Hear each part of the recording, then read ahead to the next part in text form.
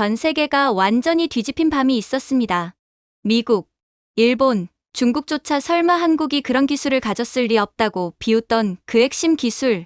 하지만 그날 한국은 오랫동안 감춰온 또 다른 핵시대를 전 세계 앞에 펼쳐 보였습니다. 바다 밑에서 감지된 정체불명의 파형, 상공에서 사라졌다가 다시 나타나는 초소형 핵투발 플랫폼. 그리고 중국조차 평생 숨겨온 전략 자산이 한국의 단 한 번의 시연 앞에서 침묵해버린 순간, 그 모든 사건이 단 하루 안에 벌어졌습니다. 더 충격적인 건 한국은 국제법을 어기지 않고도 NPT를 흔들지도 않고도 그저 회색지대만을 이용해서 합법적으로 모든 것을 구축했다는 점입니다. 그렇다면 한국이 세계 핵질서를 다시 쓴 그날 밤의 정체는 대체 무엇일까요? 안녕하세요. 저는 국제핵감시위원회 소속의 선임 분석관으로서 최근에는 코펜하겐에서 열린 글로벌 전략물질 포럼에 참석하게 되었습니다. 저는 평소에는 핵물질 불법 거래나 비정상적 연구 패턴을 추적하는 일을 했습니다. 그러나 그 아침은 처음부터 묘한 긴장감이 감돌았죠. 그러던 중 평소 신중하기로 유명한 프랑스 물리학자 브누아 카렐 박사가 마이크를 두드리며 예사롭지 않은 목소리로 말문을 열었습니다. 여러 정황상 그가 조심스럽게 말했습니다. 한국이 핵시제품을 제작했을 가능성이 있습니다. 회의장은 즉시 얼어붙었습니다. 환기 시스템 소리마저 들릴 정도로 조용해졌고, 참석자들은 펭귄이 우라늄을 농축했다는 말을 들은 것처럼 서로를 바라보며 당황해했죠. 영국 경제학자는 제 쪽으로 몸을 기울이며 속삭였습니다. 한국이요? 핵시제품이요? 설마 장난이겠죠? 한국은 핵이라는 고차원 기술을 다룰 만한 능력이 있지 않아요. 그러나 카렐 박사는 멈추지 않았습니다. 흐릿한 열영상 하나를 띄우며 설명했습니다. 이 열 패턴은 소형 핵조립 실험 시설에서 나타나는 것과 동일합니다. 그때 독일 학자인 디트마어 폴랭 교수가 크게 웃으며 말했습니다. 말도 안 됩니다. 핵무기는 역사적 안정성을 가진 문명만 다룰 수 있는 것입니다. 한국은 빠르게 움직이는 경제국일 뿐이지 핵관리국이 아니죠. 자동차나 휴대폰이라면 모를까, 핵은 차원이 다른 이야기예요. 그의 말에 여기저기서 동조의 웅성거림이 퍼졌습니다.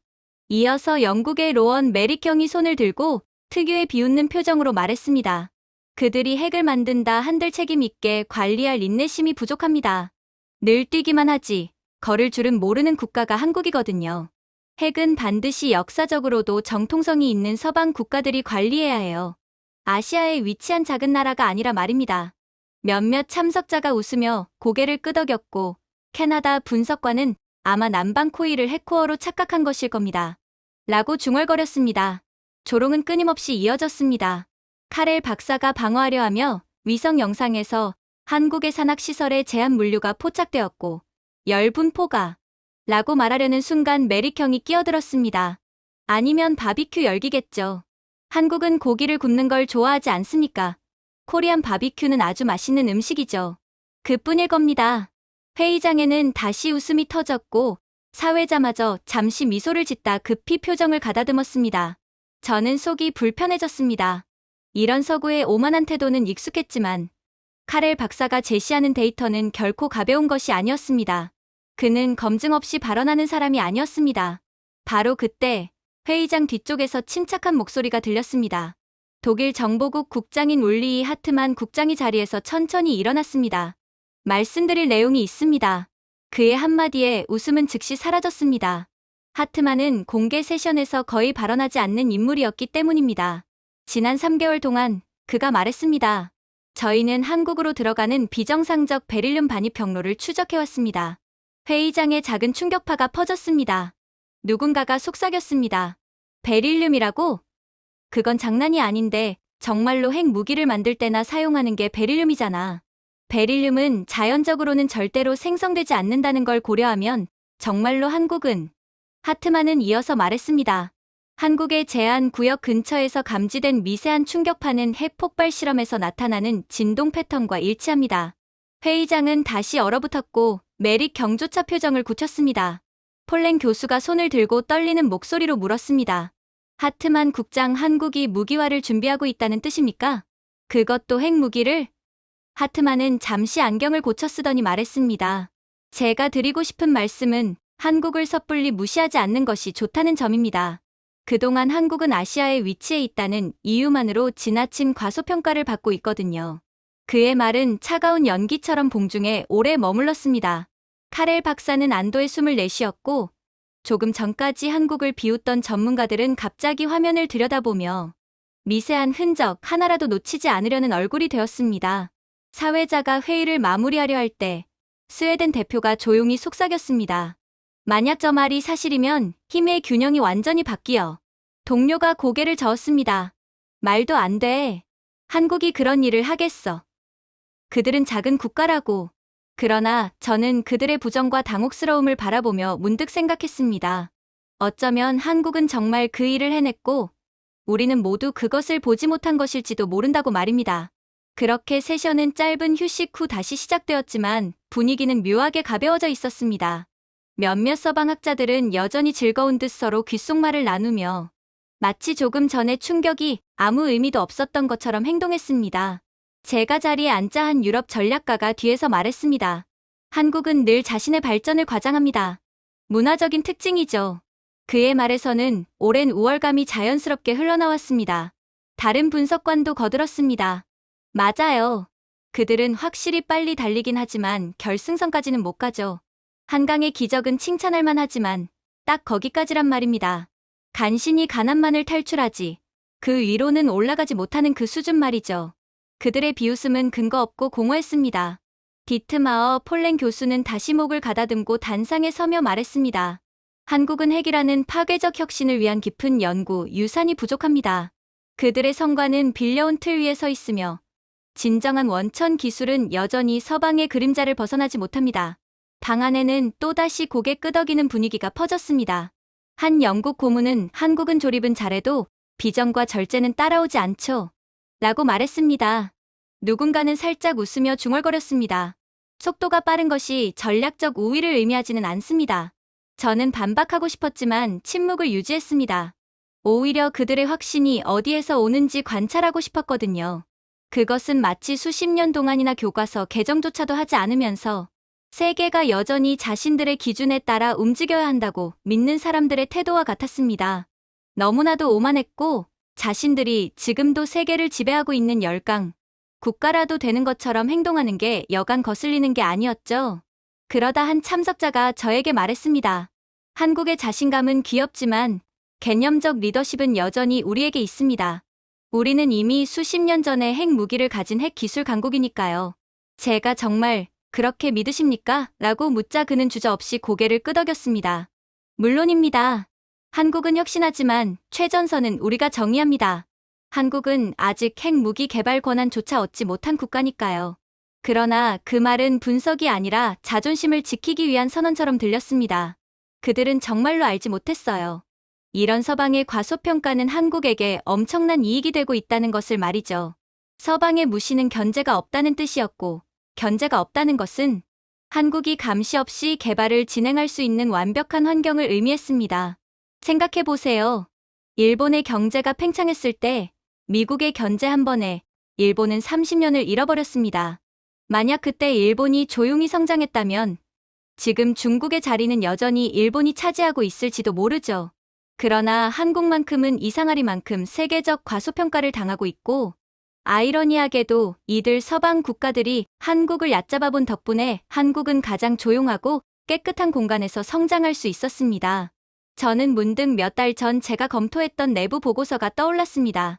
한국의 한 연구팀이 고밀도 에너지 장치를 위한 초미세 격자 냉각 챔버를 개발했는데 이는 민간용 열 제어 기술이라고 명시되어 있었지만 정밀도는 상용 수준을 훨씬 넘어섰더군요.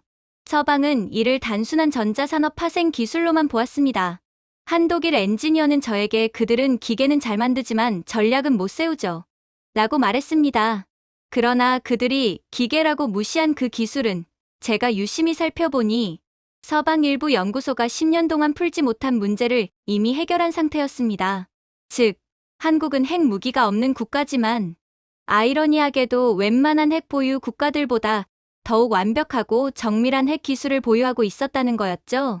그러나 한국에 대한 과소평가 때문에 제가 긴급 보고서를 작성했음에도 제 보고서는 그저 무시만을 받을 뿐이었어요. 한국이 그럴 리가 없다면서 말이죠. 또 하나의 충격적인 사례가 있었습니다. 한국의 조용한 소재 연구소가 의료 영상을 위한 컴팩트 중성자 반사판을 개발한 사건이었죠. 서방 관찰자들은 의료 응용에만 반응했지만 한국이 개발한 이 반사판이 갖는 온도 변형 저감 특성은 매우 민감한 실험 장치에도 활용할 수 있는 수준이었어요. 이런 속성을 가진 합금을 만든 것은 전 세계에서 오직 한국뿐이었지만 누구도 이를 전략 기술로 보지 않았습니다. 이 개발로 인해 한국의 기술은 이미 아시아를 넘어 전 세계를 압도하는 수준이라는 것이 드러났지만 그들의 오만 때문에 한국은 여전히 과소평가 당할 뿐이었죠. 반면 한국처럼 혁신하지 않고 아직도 우물 안에 빠져있는 서방 연구 기관들은 느려지고 있을 뿐이었습니다. 미국 연구소는 예산 절차 문제로 몇 년씩 실험을 기다렸고 유럽위원회는 기본 연구 승인에도 윤리 지침 논쟁만 반복했죠. 어느 네덜란드 물리학자는 제게 우린 느리게 해도 괜찮습니다. 라고 말했지만 느림은 정체로 변했고 정체는 결국 퇴보로 이어지고 있었습니다. 한국이 이를 갈고 개발에 박차를 가하는 동안 유럽은 안일함에 빠져 점점 죽어가고 있을 뿐이었죠. 그 와중에 한 프랑스 분석관은 한국은 기술적으로 인상적이지만 아무튼 전략적으로는 무해합니다. 라고 말했습니다. 제가 무해한 것입니까? 아니면 단지 서방 국가들의 안일함과 나태함 때문에 주목받지 않은 것입니까? 라고 묻자 그는 말문이 막힌 듯 눈을 깜빡였습니다. 그러나 주변 사람들은 제 말을 단순한 과잉 해석으로 치부하며 다시 조용히 웃어넘겼죠. 이때 저는 점점 확신을 갖기 시작했습니다. 한국의 저자세는 순진함이 아니라 전략이었습니다. 서방이 조롱하는 동안 한국은 구축했고 서방이 망설이는 동안 한국은 돌파했고 서방이 토론하는 동안 한국은 실행했습니다. 이것은 성급함이 아니라 절제된 집중이었습니다. 과소평가를 받으며 견제와 압박이 없는 조건을 이용하며 조용히 서구권 국가들을 모든 면에서 능가하고 있었죠. 만약 한국이 정말로 준비가 되었을 때는 우리가 한국을 견제하려고 해도 이미 늦었을 것입니다. 하지만 답답하게도 방 안의 사람들은 여전히 우월감을 내려놓지 못했습니다. 폴랭 교수는 그들은 결국 우리를 따라옵니다. 우리가 주도하는 구조는 변하지 않습니다. 라고 말했고 메릭형은 그들이 아무리 자신감을 가져도 위계는 바뀌지 않습니다. 그건 태어나면서 발생하는 신분제 같은 거니까요. 라고 덧붙였습니다.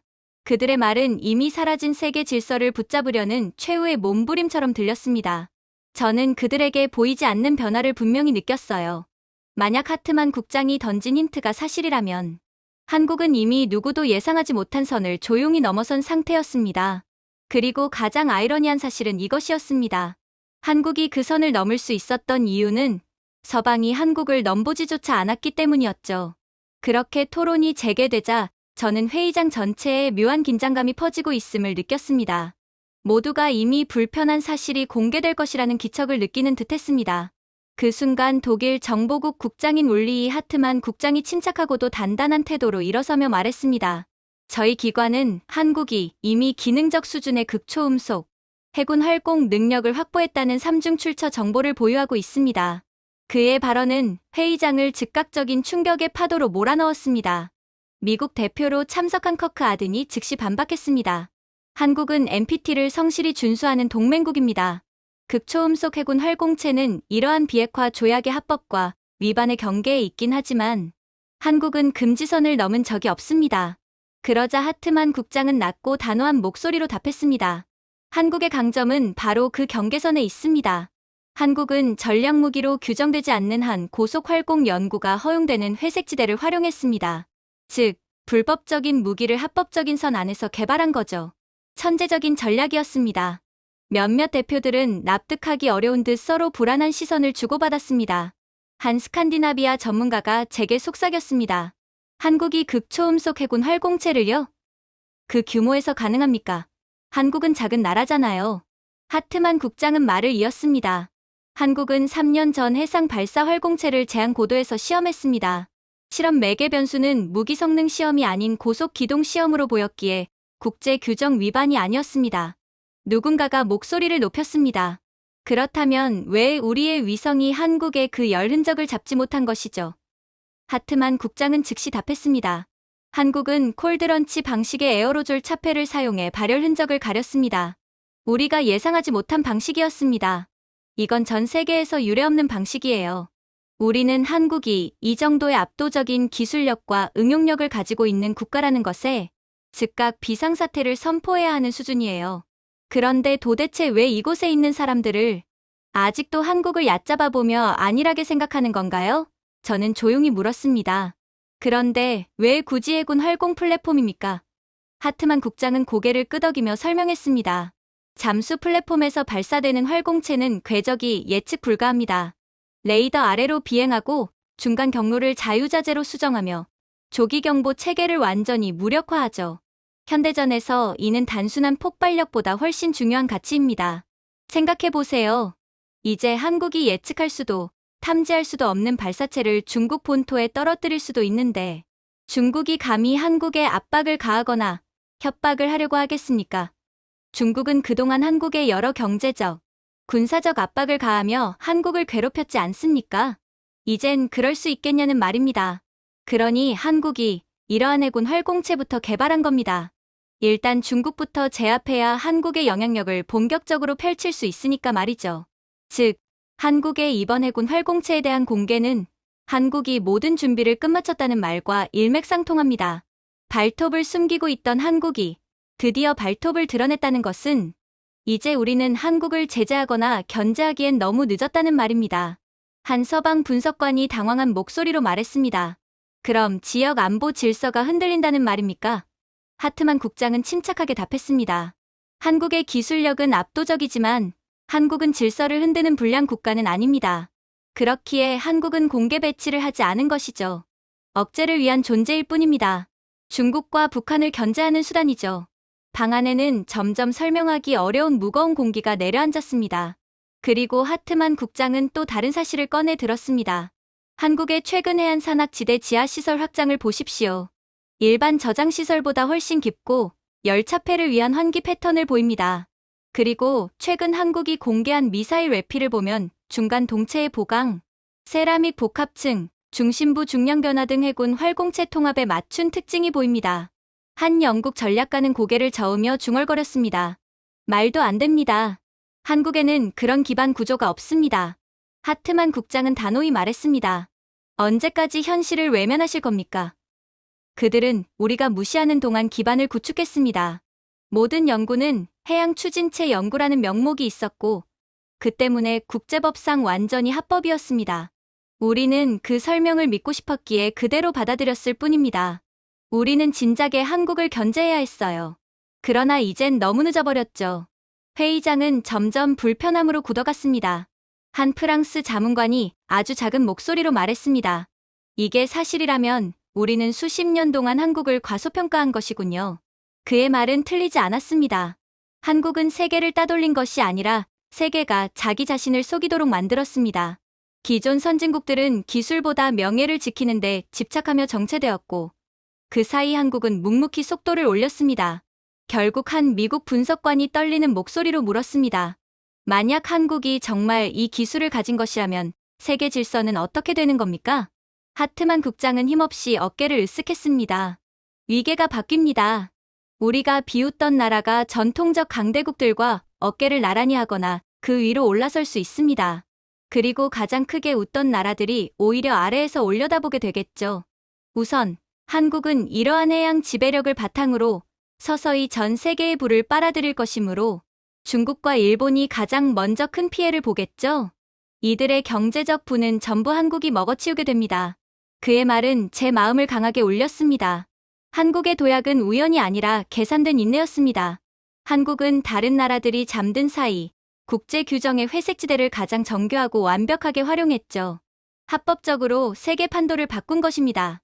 그리고 만약 하트만 국장의 정보가 사실이라면 한국의 부상은 미래의 일이 아니었습니다. 이미 현실이었죠. 그렇게 워싱턴으로 돌아온 저는 어딘가 설명할 수 없는 끌림을 느끼며 곧장 CIA 랭글리 지하 기록보관소로 향했습니다. 그곳은 폐기하기엔 너무 위험하고 공개하기엔 너무 곤란한 문서들이 잠들어 있는 장소였습니다. 기록 담당자인 제럴드 프라이스는 제가 요청한 목록을 보고 짜증 섞인 표정으로 말하더군요. 또 이상한 이야기나 뒤쫓는 겁니까? 이젠 그만 좀 하십시오. 그러니 괴짜 소리를 듣는 거 아닙니까? 제가 그냥 오래된 한국 관련 프로젝트를 살펴보고 싶습니다. 라고 답하자 그는 한숨을 쉬며 긴 시간 키보드를 두드린 뒤 어둡고 먼지 쌓인 서가 속으로 사라졌다가 프로젝트 라이트닝라고 적힌 두꺼운 서류철을 들고 돌아왔습니다. 조심해서 보세요. 당신보다 더 괴짜인 사람들도 이걸 보고 잠을 설쳤습니다. 라며 툭 내밀었습니다. 조심스럽게 서류를 펼친 순간 1970년대 한국이 가난하고 자원도 부족하며 아직 전쟁의 상흔이 남아있던 시절의 기록들이 펼쳐졌습니다. 그런데 문서에는 믿기 어려운 내용이 적혀 있었습니다. 박정희 대통령 집권 아래 한국은 국제법을 어기지 않으면서도 회색지대를 활용해 핵 기술의 기초부터 심화까지 빠르게 축적하고 있었던 것입니다.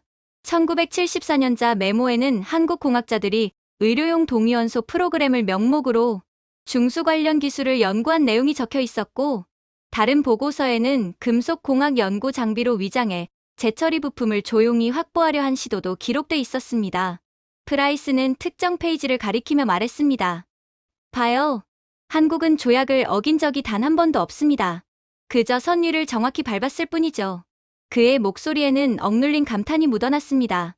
더 충격적인 것은 속도였습니다. 1978년자 문서에는 미국 기술 참사관이 남긴 기록이 있었습니다.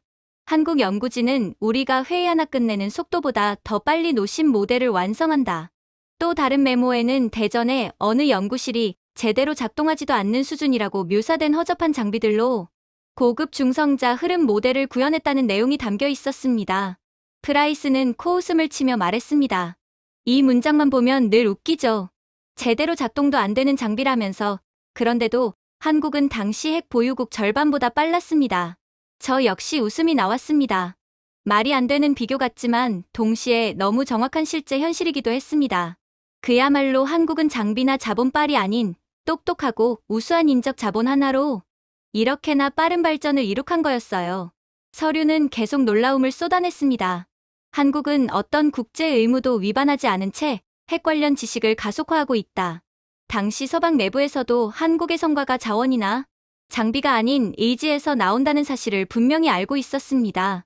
프라이스는 펜으로 그 문장을 두드리며 말했습니다. 저 문장 보이죠? 기술이 아니라 결단력이 문제였던 겁니다.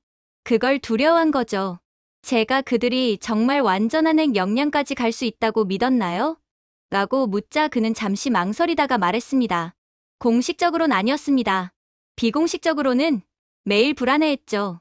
또한 문서에는 한국이 산업용 열처리용으로 알려진 장비를 사용해 소재 스트레스 테스트를 시행했다고 적혀 있었지만 기록을 자세히 보면 소형 핵심 구조체의 열변형 내구성을 계산하는 데이터가 포함돼 있었습니다. 역시나 불법은 아니었습니다. 모든 단계에 민간용 목적이 있었고 그 덕분에 국제 규정을 완벽히 준수했습니다. 그러나 전략적 의미는 명확했습니다. 문서의 결론은 이렇게 적고 있었습니다. 박정희 대통령의 한국은 무기를 만드는 나라가 아니다. 그러나 무기를 누구보다 빠르게 만들 수 있는 능력을 갖추려 한다. 핵 무기를 말이다. 저는 그 문장을 중얼거리며 소름이 돋았습니다. 프라이스는 고개를 끄덕이며 말했습니다. 박정희 대통령은 다른 나라들이 보지 못한 것을 봤습니다. 핵폭탄을 실제로 만드는 것보다 만들 수 있는 능력을 갖추는 것이 더 강력한 힘이 된다는 거죠. 그래야 미국의 제재로 인해 더 이상 핵 무기를 사용하지 못하게 되더라도 국제사회에서 여전히 힘 있는 목소리를 낼 수 있다는 것을 미리 예견했던 겁니다. 마지막 쪽에는 박정희 대통령 암살 후 작성된 미국 내부 메모가 있었습니다. 프로젝트 라이트닝은 공식적으로 종료되었다. 그러나 지적 기반은 사라지지 않았다. 한국의 결단력은 미국의 외교적 압박보다 강하다. 우리가 한국을 지켜주지 않는다면 한국은 그간 쌓아온 지식으로 인해 금방이라도 핵 무기를 만들어버릴 것이므로 우리는 반드시 한국을 지켜줄 수밖에 없다. 저는 그 문장을 2번이나 읽었습니다. 단순한 평가가 아니라 예언처럼 느껴졌습니다. 서류철을 덮으며 저는 비로소 깨달았습니다. 하트만 국장이 언급한 한국의 현재 역량이 왜 그렇게 많은 이들을 불편하게 만들었는지 말입니다. 한국의 기술은 갑자기 튀어나온 것이 아니었습니다. 아무것도 없던 시절, 가진 것이라곤 의지와 두뇌뿐이던 시절부터 조용히 쌓여온 결과였습니다. 반면 다른 핵 보유국들은 자원도, 예산도, 인재도 넘쳤지만 끝없는 절차와 자만심 속에서 스스로 속도를 늦추고 있었습니다. 한국은 살아남기 위해 전진해야 했고, 그들은 영원히 1등이라 믿으며 천천히 걸었습니다. 랭글리를 나오는 길, 저는 묘한 전율을 느꼈습니다. 한국이 과거에 그렇게까지 해냈다면 지금의 힘과 산업 기반, 그리고 인재들까지 갖춘 지금의 한국은 마음만 먹는다면 과연 어디까지 갈 수 있을까? 답은 너무도 분명해 보였습니다. 그리고 저는 처음으로 깨달았습니다. 세계는 한국의 부상을 지금 막 목격하는 것이 아닙니다. 이미 오래전에 놓쳤던 것이죠. 그렇게 다음 날 사무실로 돌아온 저는 책상 위에 발신인 표시도 없는 작은 봉투 하나가 놓여 있는 것을 발견했습니다. 안에는 짧은 메모가 들어 있었고, 거기에는 한국의 현재를 이해하고 싶다면 1980년 이후 그들이 인정하지 않은 것들을 보라 라고 적혀 있었습니다. 함께 첨부된 것은 미국 메릴랜드에 위치한 어느 비공개 연구 아카이브의 좌표였습니다. 저는 코펜하겐에서 느꼈던 불편함과 같은 호기심이 다시 고개를 들며 곧장 그곳으로 향했습니다. 아카이브 안내 직원은 제가 한국 관련 자료를 찾는다는 말에 의아하다는 표정을 지었습니다. 한국의 핵 개발이요? 그건 오래전에 중단된 프로젝트입니다. 라고 그는 단언했습니다. 저는 미소를 지으며 말했습니다. 정말 그랬을까요? 그는 잠시 망설이다가 한숨을 내쉬며 말했습니다. 사실 몇몇 분석관들은 의심을 떨치지 못했죠. 그는 서랍을 열고 고급 합금 및 공학 연구 1982년에서 1999년라는 제목의 묶음을 꺼내 주었습니다. 하지만 서류를 펼친 순간 이 제목은 위장일 뿐이라는 것을 바로 알 수 있었습니다. 한 한국 연구자는 복합층 구조 시험에서 소형 구조체의 열 분산이 필요한 수준에 도달했다. 라고 썼고, 다른 보고서에는 충격 내구성이 고밀도 반응성 소재 기준치를 초과했다. 라는 문구가 적혀 있었습니다. 저는 해당 줄을 가리키며 안내 직원에게 물었습니다. 이게 정말 일반 산업 연구로 보이십니까? 그는 미간을 찌푸리며 아니요. 이건 외피 구조 분석으로 보입니다. 라고 말했습니다. 제가 그렇다면 무엇의 외피일까요? 라고 묻자 그는 대답하지 못했습니다. 그는 드디어 이해했던 것입니다. 한국은 핵미사일의 외피를 개발하고 있었던 것을 말이죠. 그렇다면 이게 무엇을 의미할까요? 핵미사일을 개발하지 않았다면 도대체 왜 외피를 개발할까요? 즉, 한국은 이미 핵미사일 개발을 완료한 상태였고, 그렇기에 이 시기에 다음 단계인 미사일의 외피를 개발했던 것입니다. 심지어 더 깊이 읽어 내려갈수록 저는 온몸에 소름이 돋을 뿐이었어요. 한국이 얼마나 완벽한 합법적 방패를 구축했는지 더 명확해졌거든요. 모든 실험, 모든 장비 조달, 모든 테스트는 이중용도 연구로 정당화되어 있었고, 국제 규제는 이런 회색지대를 거의 다루지 않았습니다. 즉, 한국은 규칙을 위반하지 않았습니다. 오히려 규칙을 더 잘 이해해 그 틈을 기가 막히게 활용하고 있었죠. 1987년자 메모에는 이렇게 적혀 있었습니다. 한국은 국제 규정을 완전히 준수하며 진전을 이어가고 있다. 다른 국가들이 외면하는 회색 경계를 따라 움직이며 발전한다. 저는 속삭이듯 말했습니다. 그들은 단 한 해도 멈춘 적이 없군요. 아카이브에는 1993년 북한 핵 위기 당시 작성된 기록도 포함되어 있었습니다.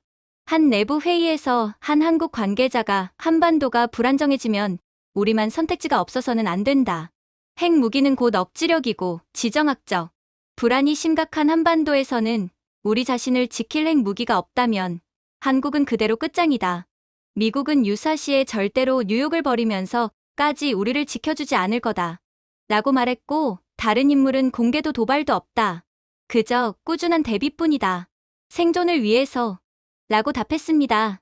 안내 직원은 충격을 감추지 못하며 말했습니다. 대한민국이 독자적 핵 역량을 논의한 적이 있었나요? 저는 차분히 답했습니다. 공식적으로는 없습니다. 필요도 없었죠. 그러다 저는 가장 충격적인 문서를 발견했습니다. 1990년대 중반 한국의 레이저 기반 동위원소 분리 실험에 관한 자료였습니다. 공식적으로는 의료용 고순도 동위원소 확보 목적이었지만 성능 지표는 놀라울 정도였습니다. 한 미국 물리학자는 그 데이터를 검토한 후 이렇게 적었습니다. 한국의 분리 정밀도는 주목할 만하다. 이들은 완전한 핵 개발 권한을 가진 국가들보다 더 빠르게 진보하고 있다. 저는 안내 직원에게 물었습니다. 이게 어떤 의미인지 아십니까? 그는 침을 삼키며 말했습니다. 수십 년 앞선 국가들보다 빠르다는 뜻이군요. 저는 고개를 끄덕였습니다. 다른 핵보유국들은 막대한 예산, 우라늄 접근성, 거대한 연구 인력, 완벽한 인프라를 갖추고도 특정 농축 기술을 확보하는데 수십 년이 걸렸습니다. 반면 한국은 제한된 예산과 좁은 환경에서도 동일한 결과에 훨씬 빨리 도달했습니다. 그들의 강점은 자원이 아니라 방식이었습니다. 끝없는 절차 대신 집념, 자만 대신 혁신, 과잉 대신 정교함을 선택했습니다. 저는 인적 자원이 물질적 자원을 뛰어넘는 경우를 단 한 번도 본 적이 없지만 한국은 정말로 두뇌 하나로 천문학적인 자본을 뛰어넘고 있었던 거였어요. 그렇게 제가 경악을 하며 아카이브 밖으로 걸어 나올 때 안내 직원이 따라 나오며 물었습니다. 그렇다면 한국은 실제로 어디까지 도달한 겁니까? 저는 깊은 숨을 들이마시며 말했습니다. 누구보다 먼저 문 앞에 섰습니다. 그리고 누구보다 빨리 문을 열 준비가 되어 있습니다. 그는 충격에 찬 얼굴로 말했습니다. 그렇다면 대부분의 핵보유국보다 준비가 더 잘 됐다는 뜻이네요. 저는 조용히 대답했습니다. 대부분이 아니라 거의 모두입니다. 그리고 오만한 서방 국가들의 안일함 덕분에 한국은 견제도 받지 않고 이 모든 것을 갖추게 되었죠. 이제 서방 국가들은 오만함의 대가를 치르게 될 겁니다. 차로 걸어가며 저는 마음속 깊은 곳에서 무언가가 자라나는 것을 느꼈습니다. 한국은 달리지 않았습니다. 떠들지도 과시하지도 않았죠. 규정을 어기지도 않았습니다. 그저 조용히, 집요하게, 그리고 정확하게 회색지대를 활용하며 걸었습니다. 과거, 망가진 장비로도 세계를 앞선 계산을 해냈던 그 시절의 정신이 이어진 것입니다. 그렇게 다시금 정기회의가 소집되었습니다. 회의장의 공기는 북한의 6번째 핵실험 소식이 퍼지면서 단번에 날카롭게 변했습니다. 독일 대표 하르트 박사는 한국이 과민 반응을 보이는 건 이해하지만 자율 개발은 불필요합니다라고 말하며 한국의 위기의식을 가볍게 치부했습니다. 옆에서 영국 대표 마틴 셸리가 비웃듯 말하더군요. 한국은 언제나 미국의 그늘 아래 있었잖습니까? 독자 판단 능력은 없다고 보는 게 합리적이죠. 생각해보세요. 그들이 정말로 핵미사일을 보유하고 있었다면 도대체 한국은 왜 자발적으로 미국의 그늘 밑으로 기어들어갔겠어요? 그들은 자존심도 없는 민족인가요? 저는 숨을 고르며 두 사람의 대화를 지켜보다가 조용히 말을 끼웠습니다. 그 가정이 틀렸다면 어떡하시겠습니까? 한국은 지금 생존을 위한 최종 계산을 하고 있습니다. 하르트 박사는 코웃음을 치며 말했습니다. 생존을 논하려면 기술적 기반이 있어야죠. 민간 기술은 강하더라도 전략 개발은 별개 아닙니까? 저는 노트북 화면을 돌려 보여주며 답했습니다. 바로 그것이 오판입니다. 한국의 민간 기술력은 이미 세계 최고 수준이고 군에서는 그 기술을 그대로 가져왔습니다. 미국 대표 반즈가 흥미를 느낀 듯 고개를 기울였습니다. 예를 들면 무엇이죠? 저는 삼성이 개발한 초소형 AI 연산칩, LG의 초경량, 고성능 배터리, 한화의 초정밀 감지 센서 사진을 보여주었습니다. 이 기술들은 스마트폰과 전기차에 들어가는 부품입니다. 그런데 핵 관련 실험 장비의 신호 처리, 기폭 제어 시스템, 극한 환경용 배터리에도 동일하게 적용됩니다. 셸리가 난감한 표정으로 말했습니다. 민군 겸용 기술이 그렇게 뛰어나다고 가정해도 핵 개발에 필요한 정밀도에는 한계가 있지 않습니까? 저는 조용히 웃으며 답했습니다. 다른 국가들이 20년 걸리던 일들을 한국은 4년 만에 끝냈습니다. 민간 기술 개발 속도가 군사 기술을 끌고 간 겁니다. 애초에 한국이라는 국가 자체가 북한과의 전쟁을 대비하여 만들어진 국가입니다. 당연히 언제든 북한과 중국과의 교전을 생각해야 하는 한국의 입장에서 민간 기술과 군 기술의 통합을 가장 우선시하며 이러한 민군 겸용 기술을 가장 먼저 발전시킬 것은 너무나도 자명하지 않습니까? 즉, 한국의 글로벌 기술 기업들이 잘 나갈수록 한국의 방산 기술력도 자동으로 높아진다는 것입니다. 회의장 뒤쪽에서 프랑스 대표 앙드레 르몽이 목소리를 높였습니다. 정당성은 어디 있습니까? 왜 한국이 그런 결정을 내려야 했죠? 이들이 아무 이유도 없이 핵기술을 개발하겠다고 마음먹은 건 아닐 것 아닙니까? 저는 잠시 숨을 고르고 천천히 말했습니다. 정당성이야 차고 넘치죠. 오히려 한국이야말로 전 세계에서 핵무기에 대한 명분이 가장 강력한 나라가 아닐까 싶은데요. 북한이 수십 발의 핵탄두와 ICBM을 갖고 있는 상황에서 정작 타격을 받을 한국만 맨손이었습니다. 게다가 당시 트럼프 미국 대통령이 주한미군 철수 가능성을 언급했죠. 한국은 그때 처음 깨달았습니다. 아무도 한국의 생존을 대신 책임져 주지 않는다는 사실을요. 빈정대던 대표들의 태도가 서서히 바뀌기 시작했습니다. 하르트 박사는 낮은 목소리로 물었습니다. 그래서 한국 정부는 삼성과 같은 민간 기업들과 손을 잡았다는 말입니까? 저는 고개를 끄덕였습니다. 예. 그러나 그 협력은 표면적으로는 모두 합법입니다. 기업들은 단지 고성능 부품을 만들었을 뿐이고 정부는 그 부품을 국가 생존 체계로 전환했을 뿐입니다. 합법의 경계를 넘나드는 천재적인 전략이죠. 도대체 한국인들은 얼마나 똑똑한 민족이길래 이런 선택을 너무나도 당연하다는 듯 할 수 있는 건지 저는 이들의 모습에 감탄밖에 나오지 않네요. 반지가 조용히 말했습니다. 그렇다면 한국은 기존 핵보유국보다 기술적으로 더 앞서 있을 가능성도 있겠군요. 저는 굳게 대답했습니다. 한국은 더 빠르고 정교합니다. 기존 강대국들이 과거의 자신감 속에서 머무르는 동안 한국은 매일 밤 불을 켜고 있었습니다. 저는 한국이 이미 강대국들, 심지어 미국의 핵 기술조차 따라잡았을 거라고 확신합니다. 셸리는 의심 섞인 얼굴로 다시 물었습니다. 정말로 그렇게 압도적인 차이가 있습니까? 저는 천천히 노트북을 닫으며 말했습니다. 한국은 정보가 새지 않도록 개발 전체를 수평적 민간 생태계와 연결했습니다.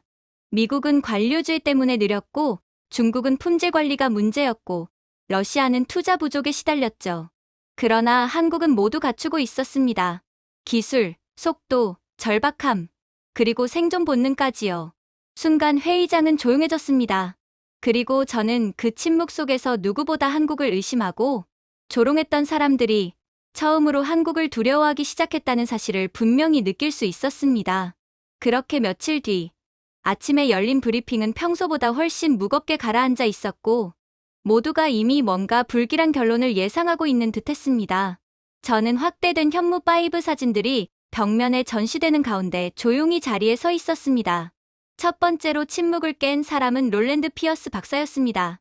그는 심드렁하게 고개를 저으며 미사일의 무게가 9톤이라니요. 저런 중량은 재래식 벙커버스터로는 불필요하게 과합니다. 비효율적인 설계에 불과하죠. 라고 말했습니다. 그러자 독일 분석관 슈테판 크리거가 몸을 앞으로 기울이며 말했습니다. 아닙니다, 롤랜드. 이건 비효율이 아니라 의도된 과설계입니다. 보세요. 탄두 공유를. 그는 화면을 두드리며 이어 말했습니다. 저런 구형에 가까운 형상은 관통용이 아닙니다. 내부 충격을 균등하게 분산해야 하는 구조죠. 그런 구조는 특정 상황에서만 필요합니다. 제가 이렇게까지 힌트를 드렸는데 아직도 눈치채지 못한 겁니까? 피어스 박사는 얼굴을 찌푸리며 물었습니다. 설마 제가 생각하는 그 방향의 시사입니까? 크리거는 어깨를 으쓱하며 답했습니다. 그저 말하자면 저건 일반적인 탄두가 견딜 필요 없는 압력을 염두에 둔 형상이라는 겁니다. 방안의 시선이 제게로 쏠렸고 저는 가볍게 숨을 고르며 다음 자료를 띄웠습니다. 한국군 내부에서 가로챈 암호 통신 목록이었고 같은 문구가 반복되고 있었습니다. 바로 특수탄두 대비 훈련이라는 표현이었죠. 곧바로 영국 대표 하워드 앨리스가 비웃듯 말했습니다. 특수탄두라면 뭐든지 해당되죠. 전자전 장비, 기만 체계, 지하 관측 센서일 수도 있고요. 저는 조용히 대답했습니다. 그럴 가능성도 당연히 고려했습니다. 하지만 이 현상을 보시죠. 화면이 다시 전환되며 지도 위에 붉은 동그라미가 나타났습니다. 저 훈련이 있던 날마다 해당 지역의 기상 센서가 완전히 꺼졌습니다. 고장이 아니라 수동으로 종료되었죠. 뭔가를 숨길 목적이라는 구린내가 나지 않으십니까? 앨리스는 눈을 가늘게 뜨며 말했습니다. 기상 센서를 왜 끄죠? 이번엔 크리거가 대신 답했습니다. 강한 열 신호가 자동 기록되는 걸 막으려면 그렇습니다. 그 정도로 강력한 열 신호가 대체 뭘까요? 이건 어지간한 미사일 실험이라고 보긴 어렵습니다. 피어스가 이마를 문지르며 다시 물었습니다. 그 지하 구조물은요? 저는 위성사진을 확대하며 설명했습니다. 3중 차폐 구조입니다. 방사선 또는 전자파 간섭 문제가 있는 물질만 이런 식의 시설이 필요하죠. 앨리스는 낮게 중얼거렸습니다. 재래식 미사일 부대는 저런 걸 짓지 않죠? 절대 필요가 없기 때문입니다. 논쟁은 순식간에 격해졌습니다. 모든 증거는 한국의 핵 미사일을 향하고 있군요. 이건 지나친 해석입니다. 말도 안 되죠. 어떻게 한국 같은 국가가 핵 미사일을 개발합니까? 핵미사일이 무슨 애들 장난이라고 생각하십니까? 피어스가 외쳤고, 크리거는 당신이 명백한 증거를 외면하는 겁니다. 당신 같은 사람들 때문에 한국이 편하게 핵 개발에 전념할 수 있었던 거고요. 라고 반박했습니다. 아무리 그래도 한국이 왜 이렇게 큰 미사일을 설계하겠습니까? 거대 중량에서 안정성을 확보하려면 이렇게 해야 합니다. 말이 안 됩니다. 아니죠. 특정 유형의 탄두라면 말이 됩니다. 그러다 모두가 다시 제게 시선을 돌렸습니다. 피어스가 물었습니다. 당신 의견은 뭡니까? 저는 차분히 답했습니다. 현무5는 한국이 말하는 그런 무기가 아닙니다. 애초에 한국의 말을 곧대로 믿어선 안 됐다는 말입니다. 이 미사일의 설계는 콘크리트 관통이 아닌 충격파 전달 효율을 극대화한 목적에 가깝습니다. 오차 범위 5m라는 수치는 특정 상황에 최적화된 정확도입니다. 크리거가 고개를 끄덕이며 말했습니다. 9톤 플랫폼에서 그 정도 안정성을 확보했다면 한국은 미세 진동 억제 기술을 해결한 겁니다. 다른 핵보유국들이 수십 년을 매달렸던 문제죠. 앨리스는 불편하게 목청을 낮추며 말했습니다. 사거리 3,000km의 그 중량을 유지하려면 엄청난 효율이 필요합니다. 솔직히 쉽지 않습니다. 대부분의 국가는 그 단계에 가까이 가지도 못했어요. 저는 고개를 끄덕였습니다. 그건 한국이 민간 항공우주 기업의 열차폐 타일, 초정밀 구동기, 나노 공정을 그대로 적용했기 때문입니다. 그들의 산업 생태계 전체가 이미 나노 단위 정밀도를 갖고 있으니까요. 즉, 한국은 그러한 기술을 갖기까지 그다지 노력조차 안 했다는 말입니다. 이미 한국의 글로벌 민간 기술 기업들은 넘쳐나는 상황이에요.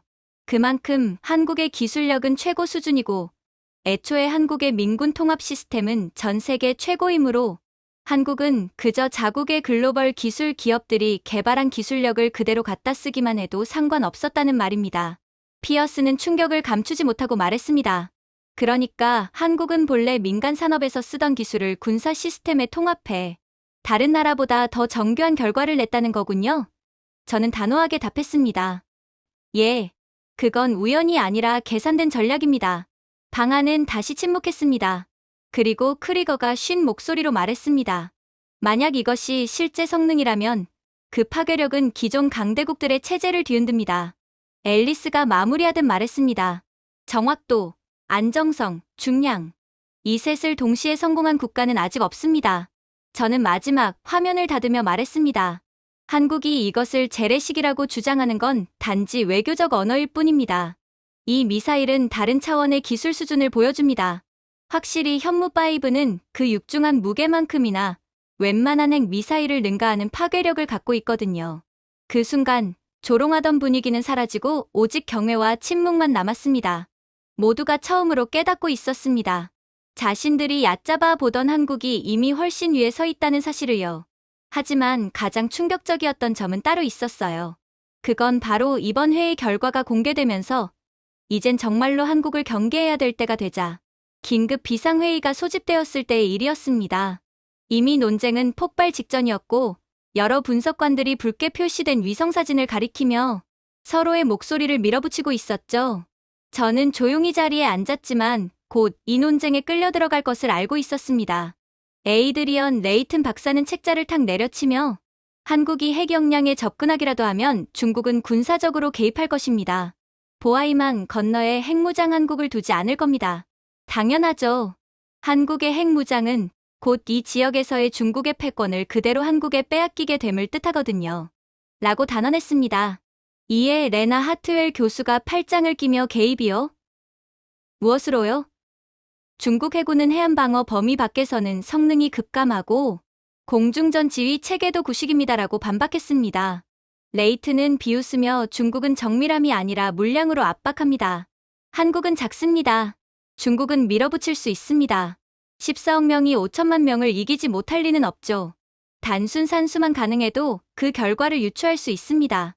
라고 주장했습니다. 저는 천천히 몸을 숙이며 물량은 정밀함 앞에서 의미가 없습니다.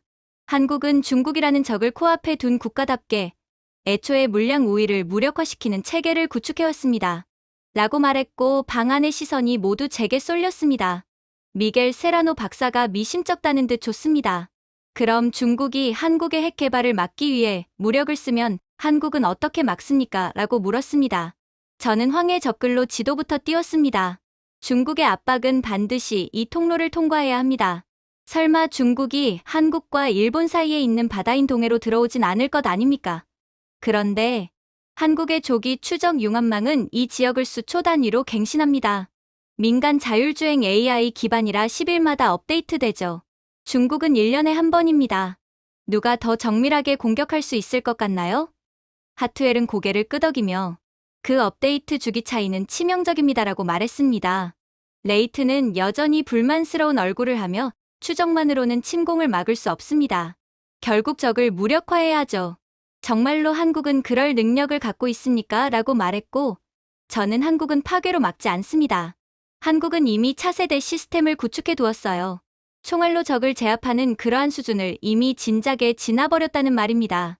한국은 지휘, 통신, 센서 체계를 붕괴시켜서 막을 겁니다. 한국이 자체 기술력으로 구축한 교란 플랫폼은 중국 함대를 접촉 없이 그대로 무력화시킵니다. 라고 설명했습니다. 세라노는 여전히 회의적인 표정으로 만약 중국 함대가 그걸 뚫고 온다면요? 라고 묻자. 저는 중국은 그 전에 해안 기반이 붕괴됩니다. 한국의 초정밀 원거리 타격 체계는 4분 만에 산둥반도 지휘 노드를 무력화할 수 있거든요. 한국에 있어서 중국 도시는 목표가 아닙니다. 중국의 지휘, 레이더, 보급 버전만 제거하면 해안 방어는 한순간에 무너지기 때문이죠. 라고 말했습니다. 하트웰도 해안 방어가 무너지면 중국군은 바다 밖으로 전혀 힘을 투사할 수 없습니다. 라고 덧붙였습니다. 레이트는 고집스럽게 중국은 공군을 투입할 겁니다. 라고 주장했고, 저는 어떤 공군입니까? 중국의 장거리 전투기는 중첩된 한국의 센서 장막을 통과해야 합니다. 한국의 센서는 400km 밖 배낭 크기 목표도 추적합니다. 중국 전투기는 이륙 순간부터 노출됩니다. 라고 설명했습니다. 세라노가 그건 과장 아닙니까? 라고 따졌지만 저는 아닙니다. 한국은 민간 자동차 AI를 국방 센서망에 통합했습니다. 예측 처리 속도가 기존 군용 레이더와 비교되지 않습니다. 자그마치 현대 기아 자동차의 기술이에요. 지금 전 세계 자동차 시장을 점령하고 있는 그 기업이 구축한 기술이라고요. 라고 답했죠. 방안은 다시 조용해졌고 레이튼이 마지막으로 그래도 중국은 확전할 수 있습니다. 라고 주장하자 하트웰이 무엇으로요? 중국 북부 항만은 교란 상황에서 효율성이 60% 이하로 떨어집니다. 한국의 비파괴 기반 시설 플랫폼은 항만 자동 크레인, 라우팅 소프트웨어, 컨테이너 야드를 몇 시간씩 멈춰 세울 수 있습니다. 라고 반박했습니다. 저는 지도를 확대하며 중국이 한국을 압박하면 스스로 해안 기능을 잃게 됩니다. 그걸 중국은 잘 알고 있습니다. 그래서 넘어서는 안 되는 선을 넘지 않는 겁니다. 즉, 중국은 절대로 한국의 털끝조차 건들 수 없어요. 그러는 순간 중국은 끝장이 나니까 말이죠. 라고 결론 내렸습니다. 그리고 그렇게 아무도 반박하지 못한 채 회의는 종료되었죠. 이 회의가 끝난 후 저는 한국으로 긴급적인 파견을 떠나게 되었어요. 미 백악관 직통 명령이었습니다. 한국이 정말로 그러한 무지막지한 기술을 갖추어 놓은 것이 맞는지 제가 직접 확인하고 오라는 거였죠. 그렇게 제가 처음 서울에 도착했을 때 저는 단지 제 의심을 확인하기 위해 잠시 들른 것뿐이라고 스스로에게 말하고 있었습니다. 모든 연구 결과는 한국이 이미 무시무시한 핵 강국이라고 가리키고 있었지만 저는 그 사실을 받아들이기가 무서웠거든요.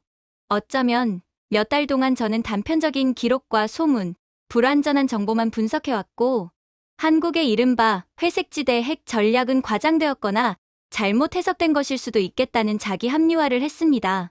그만큼 한국이 그동안 조용히 개발했던 것들은 너무나도 압도적이었고 저로 하여금 공포를 느끼게 했거든요. 하지만 인천공항 밖으로 걸어 나오는 순간 마치 제가 두려워하던 진실이 이미 도시 어딘가에서 기다리고 있는 것처럼 이상한 긴장감이 제 가슴을 조여왔습니다. 다음 날 저녁 저는 원자력 연구개발 시설로 향했습니다. 그들은 제게 곧바로 질문을 던지더군요. 당신은 우리가 허세를 부린다고 생각하며 왔다고 들었습니다. 그럼 솔직하게 이야기해보죠. 왜 한국은 다른 나라들이 실패한 일을 못한다고 생각하십니까? 아직도 우리 그저 작은 나라라고만 생각하나요? 저는 팔짱을 끼며 최대한 침착하게 핵 개발은 단순한 취미가 아닙니다. 수십 년의 인프라, 원자재, 정치적 여유가 필요합니다. 어쩌면 한국은 그런 기반이 부족할 수도 있죠. 라고 말했습니다. 그는 비웃듯 미소를 짓더니 연구실 한편에 있는 작은 강화 케이스를 가리켰습니다. 그 안에는 축구공 크기의 기하학적 패턴이 새겨진 구형 시제품이 들어 있었고, 그것을 보는 순간 제 몸에 전율이 흘렀습니다. 완성품은 아니었지만 초기 단계라고는 도저히 말할 수 없는 수준이었죠. 저는 낮은 목소리로 이게 뭡니까? 라고 물었고, 그는 초소형 핵탄두입니다. 아직 시제품이라 무기는 아니고 모델이라고 보면 되겠죠? 완전히 합법적입니다. 라고 답했습니다. 저는 목소리를 높이며 합법적이라고요? 이런 핵탄두가 어떻게 정상 연구입니까? 라고 따졌어요.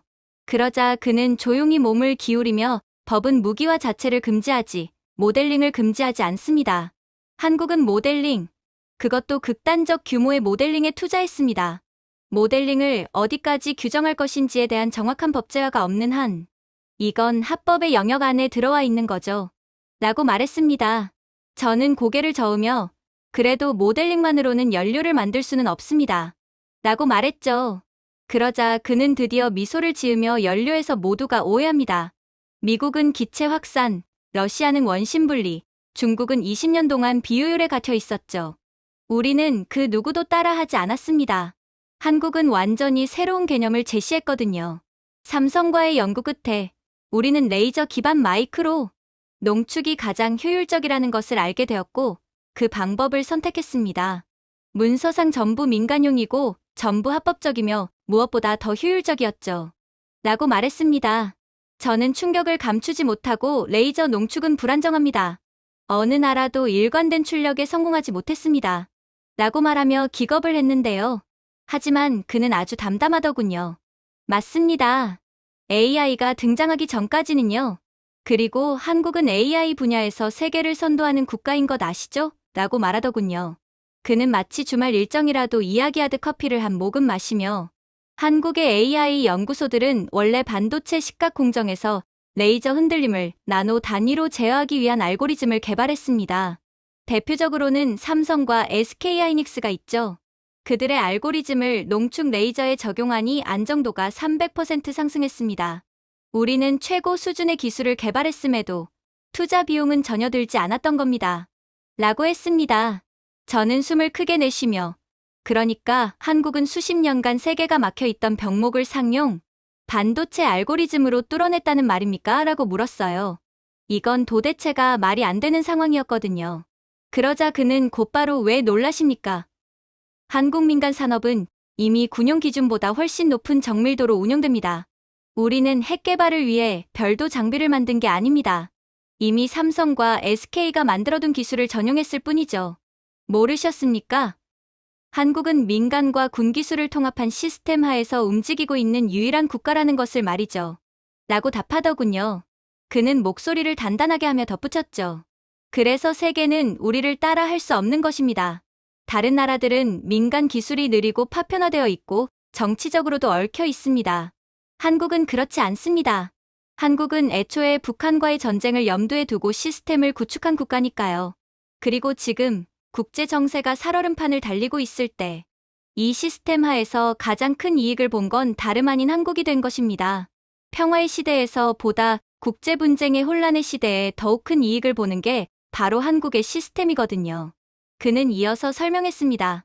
이게 한국의 장점입니다. 통합, 효율, 낭비 없음.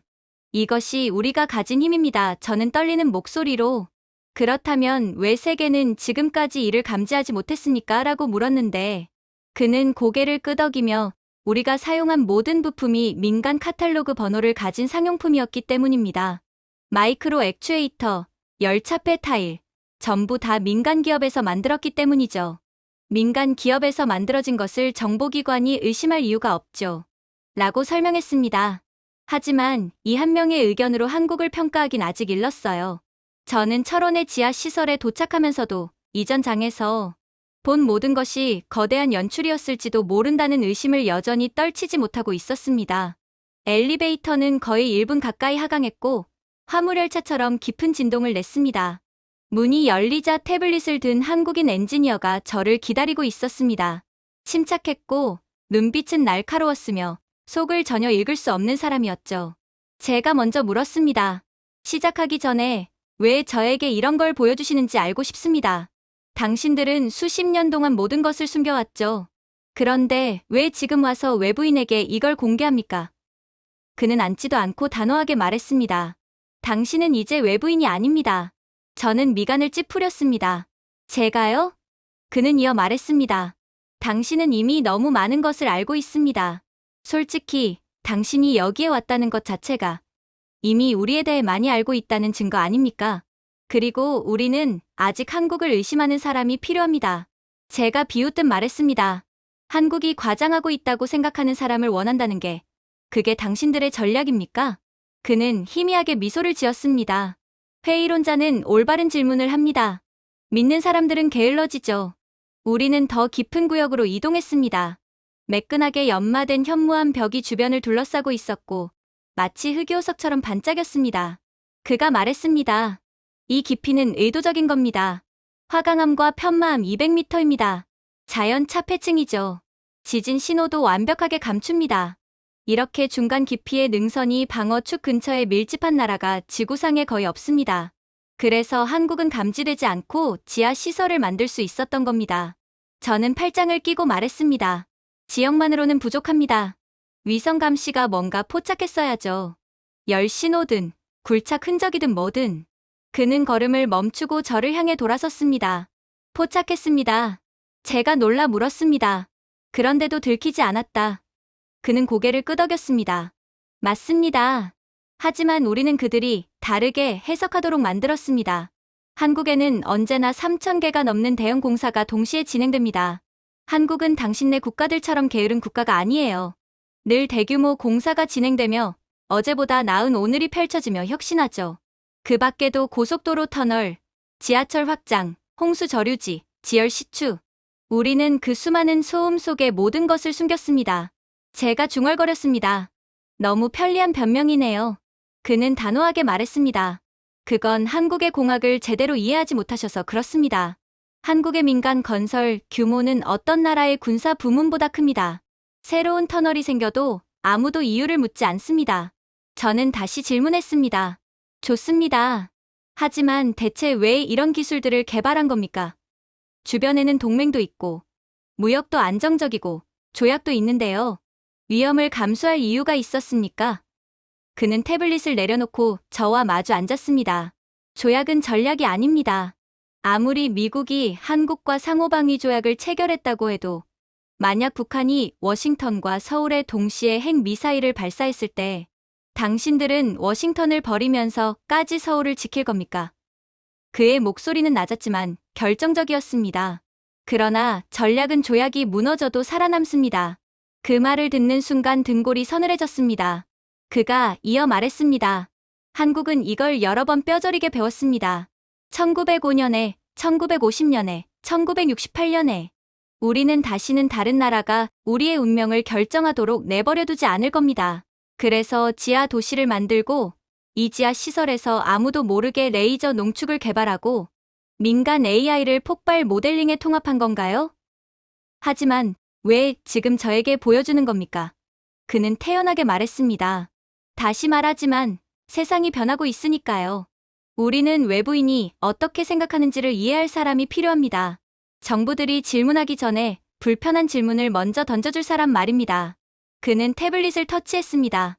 시뮬레이션 화면이 나타났고 원자로급 연료 펠릿이 다채로운 데이터 조각으로 분해되었습니다.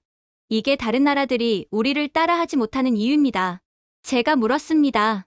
정확히 어떤 점에서요? 그가 설명했습니다. 우리의 개발 사슬 전체가 이미 한국이 세계 1위를 차지한 산업들 위해 만들어졌기 때문입니다. 제가 또 물었습니다. 예를 들면요. 그가 답했습니다. 반도체, 정밀 로봇, 열배터리, 고밀도 세라믹, 자율 제조 시스템. 이건 어느 것도 군사 프로그램으로 시작된 게 아닙니다. 하지만 초고효율 핵 개발에 필요한 조건을 그대로 만들어줍니다. 제가 반박했습니다. 다른 나라들도 그런 산업은 가지고 있잖아요. 그는 고개를 저었습니다. 아닙니다. 그들은 조각을 갖고 있을 뿐이고 한국은 통합을 갖고 있습니다. 그는 화면을 넘겼습니다. 예를 들면 한국의 AI 폭발 모델은 스마트폰 최적화에 쓰이는 동일한 신경코어에서 구동됩니다. 시스템이 나노초 단위로 자동 보정하죠. 이런 시뮬레이션 속도를 구현할 수 있는 나라는 없습니다. 삼성처럼 스마트폰 기술이 뛰어난 나라도 없고 한국처럼 민군 기술 전환이 용이한 국가도 없으니까요. 다음 화면에는 비교 그래프가 나타났습니다. 미국은 한번 테스트하면 분석에 몇 달이 걸립니다. 중국은 기본을 이해하기도 전에 규모 확장부터 하죠. 그 결과 늘 대참사가 나곤 하죠. 프랑스는 1990년대 코드를 여전히 사용합니다. 한국은 그는 가장 짧은 막대를 가리켰습니다. 우리는 40분마다 한 번씩 반복합니다. 저는 의자에 기대며 중얼거렸습니다. 그러니까 한국은 누구보다 돈을 많이 쓴 게 아니라 누구보다 똑똑하게 했다는 말이군요. 그는 어깨를 으쓱했습니다. 돈은 비효율적입니다. 하지만 지능은 그렇지 않죠? 저는 반박할 말이 떠오르지 않았습니다. 하지만 마지막으로 하나는 꼭 물어보고 싶었습니다. 아무리 그래도 세계가 전혀 몰랐다는 건 말이 안 됩니다. 왜 아무도 막지 않은 겁니까? 그의 목소리가 처음으로 굳어졌습니다. 우리는 세계가 인식하는 선을 한 번도 넘지 않았기 때문입니다. 우리가 한 모든 일은 회색지대에 있었습니다. 합법적이고 분산돼 있고 민군 겸용입니다. 배터리 설계에 쓰이는 슈퍼컴퓨터를 금지할 수는 없습니다. 스마트폰 카메라 만드는 세라믹 공장을 제재할 수도 없죠. 지하철 터널을 무기 연구소라고 비난할 근거도 없습니다. 저는 조용히 말했습니다. 그러니까 민간 산업 전체를 무기 생태계처럼 활용한 거군요. 그는 고개를 끄덕였습니다. 그래서 아무도 보지 못했습니다. 그래서 아무도 따라올 수도 없습니다. 그리고 한국의 모든 도시가 북한과의 전투를 염두에 두고 만들어졌기에 한국은 이를 효과적으로 이용할 수 있었죠. 그러니 그 누구도 한국을 따라할 수 없는 거예요. 저는 더 이상 부정하기 어려운 낯선 감정을 느꼈습니다. 존경이었습니다. 그래서 다시 물었습니다. 여전히 처음 질문에 대한 답을 듣지 못했습니다. 왜 저에게 이야기하는 겁니까? 그는 태블릿을 닫으며 말했습니다. 당신은 우리를 반박하러 여기 왔습니다. 그리고 지금 한국에 가장 필요한 사람은 바로 그런 사람입니다. 의심하지만 이해하는 사람. 우리의 사각지대를 보게 해줄 사람.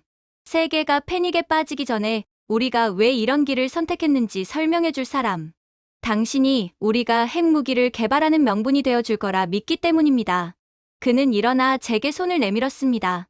한국의 두 번째 층위에 오신 것을 환영합니다. 우리는 우리를 가장 믿지 않는 사람에게만 비밀을 보여줍니다. 저는 그의 손을 흔들었습니다. 믿어서가 아니라 마침내 왜 그들이 저를 선택했는지 이해했기 때문이었습니다. 그렇게 저는 한국인 엔지니어를 따라 또 하나의 좁은 복도를 지났습니다. 이 구역의 공기는 더 차갑고 금속 같은 냄새가 희미하게 감돌았습니다. 철원을 보여주셨죠. 제가 말했습니다. 하지만 숨겨진 도시 하나로 세계 전략이 바뀌는 건 아닙니다. 그는 걸음을 멈추고 저를 돌아보며 조용히 물었습니다. 누가 철원만 있다고 했습니까? 저는 미간을 찌푸렸습니다. 더 있다는 말씀이신가요?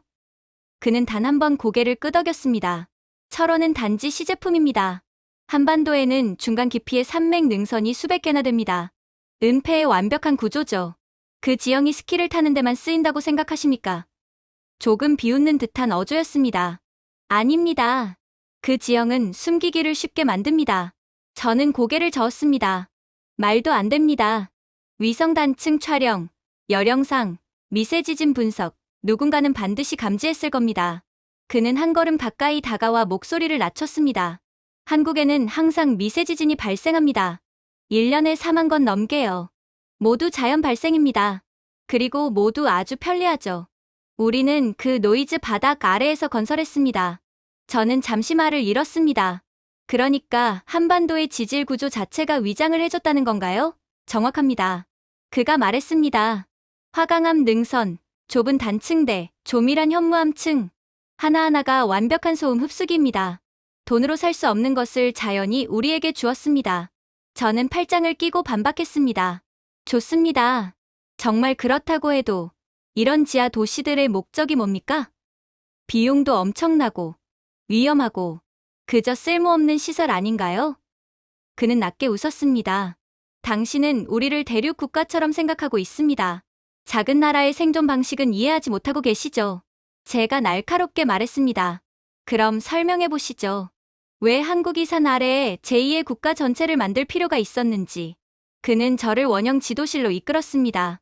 지도마다 강원, 전라, 경상, 심지어 제주까지 미세한 기하학적 흔적들이 박혀 있었습니다. 이것들은 그가 말했습니다. 벙커가 아닙니다. 연속성 그리드입니다. 제가 눈을 가늘게 뜨며 물었습니다.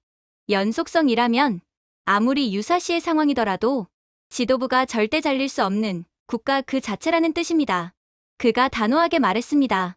설령 지상의 주요 도시가 모두 타격을 받아도 한국은 아래에서 그대로 기능합니다. 제 의심은 다시 고개를 들었습니다. 과장하시는 겁니다. 어떤 나라도 장기간 지하에서 국가 운영을 할 수는 없습니다. 그는 말했습니다. 대부분의 나라는 못하죠. 하지만 한국은 가능합니다. 제가 단호하게 말했습니다. 근거 없이 소설처럼 말하지 말고 설명해보세요. 그는 환기 구조도를 가리켰습니다. 한국의 지열층은 안정적인 여론을 제공합니다. 해양 압력대는 자연 통풍구를 통해 깨끗한 공기를 끌어올릴 수 있게 해주죠. 그리고 무엇보다도 한국은 작습니다. 수송 터널이 수백 킬로미터일 필요가 없습니다. 수십 킬로미터면 충분합니다. 대형 국가들은 지하 물류망 자체가 너무 커서 붕괴합니다. 하지만 한국의 규모는 오히려 장점이 됩니다. 저는 더는 부정하기 어려웠습니다. 그러니까 한국은 지형 자체가 허락했기 때문에 아예 평행한 인프라를 만든 거군요. 그는 고개를 끄덕였습니다. 세계는 수십 년 동안 우리의 산을 비웃었습니다. 너무 험하고 너무 바위투성이고 너무 불안정하다고. 하지만 산은 방패입니다. 좁은 국토는 예측 가능합니다. 심지어 화산 지대조차 열 저장고가 되어줍니다. 그의 목소리가 낮아졌습니다.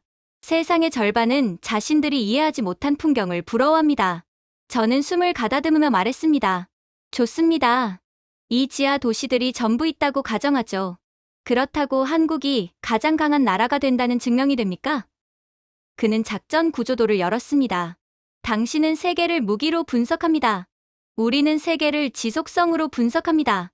모든 지상 자산을 잃고도 지휘, 제조, 연구, 전개를 계속할 수 있는 나라가 어디입니까? 단 한 곳뿐입니다. 한국뿐이죠. 저는 그의 말에 더욱 가까이 다가갔습니다. 한국이 1차 공격을 견딜 수 있다는 뜻인가요? 그는 희미하게 웃었습니다. 견딘다고요? 한국은 단지 살아남는 정도가 아닙니다. 계속 작동합니다. 완전히요. 그리고 이는 완전한 억지력으로 작용하죠.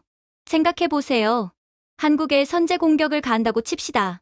하지만 한국의 주요 기술들, 그리고 국민들까지도 전부 살아남고 완전히 끝장내버릴 수가 없는데 도대체 무슨 자신감으로 한국에 선제 공격을 가하겠습니까? 한국은 지하에서 인내하며 전열을 가다듬을 것이고 결국 상대 국가로 하여금 무자비한 보복을 가할 것인데 어떻게 절대로 한 번에 끝낼 수 없는 한국을 공격하겠냐는 말입니다.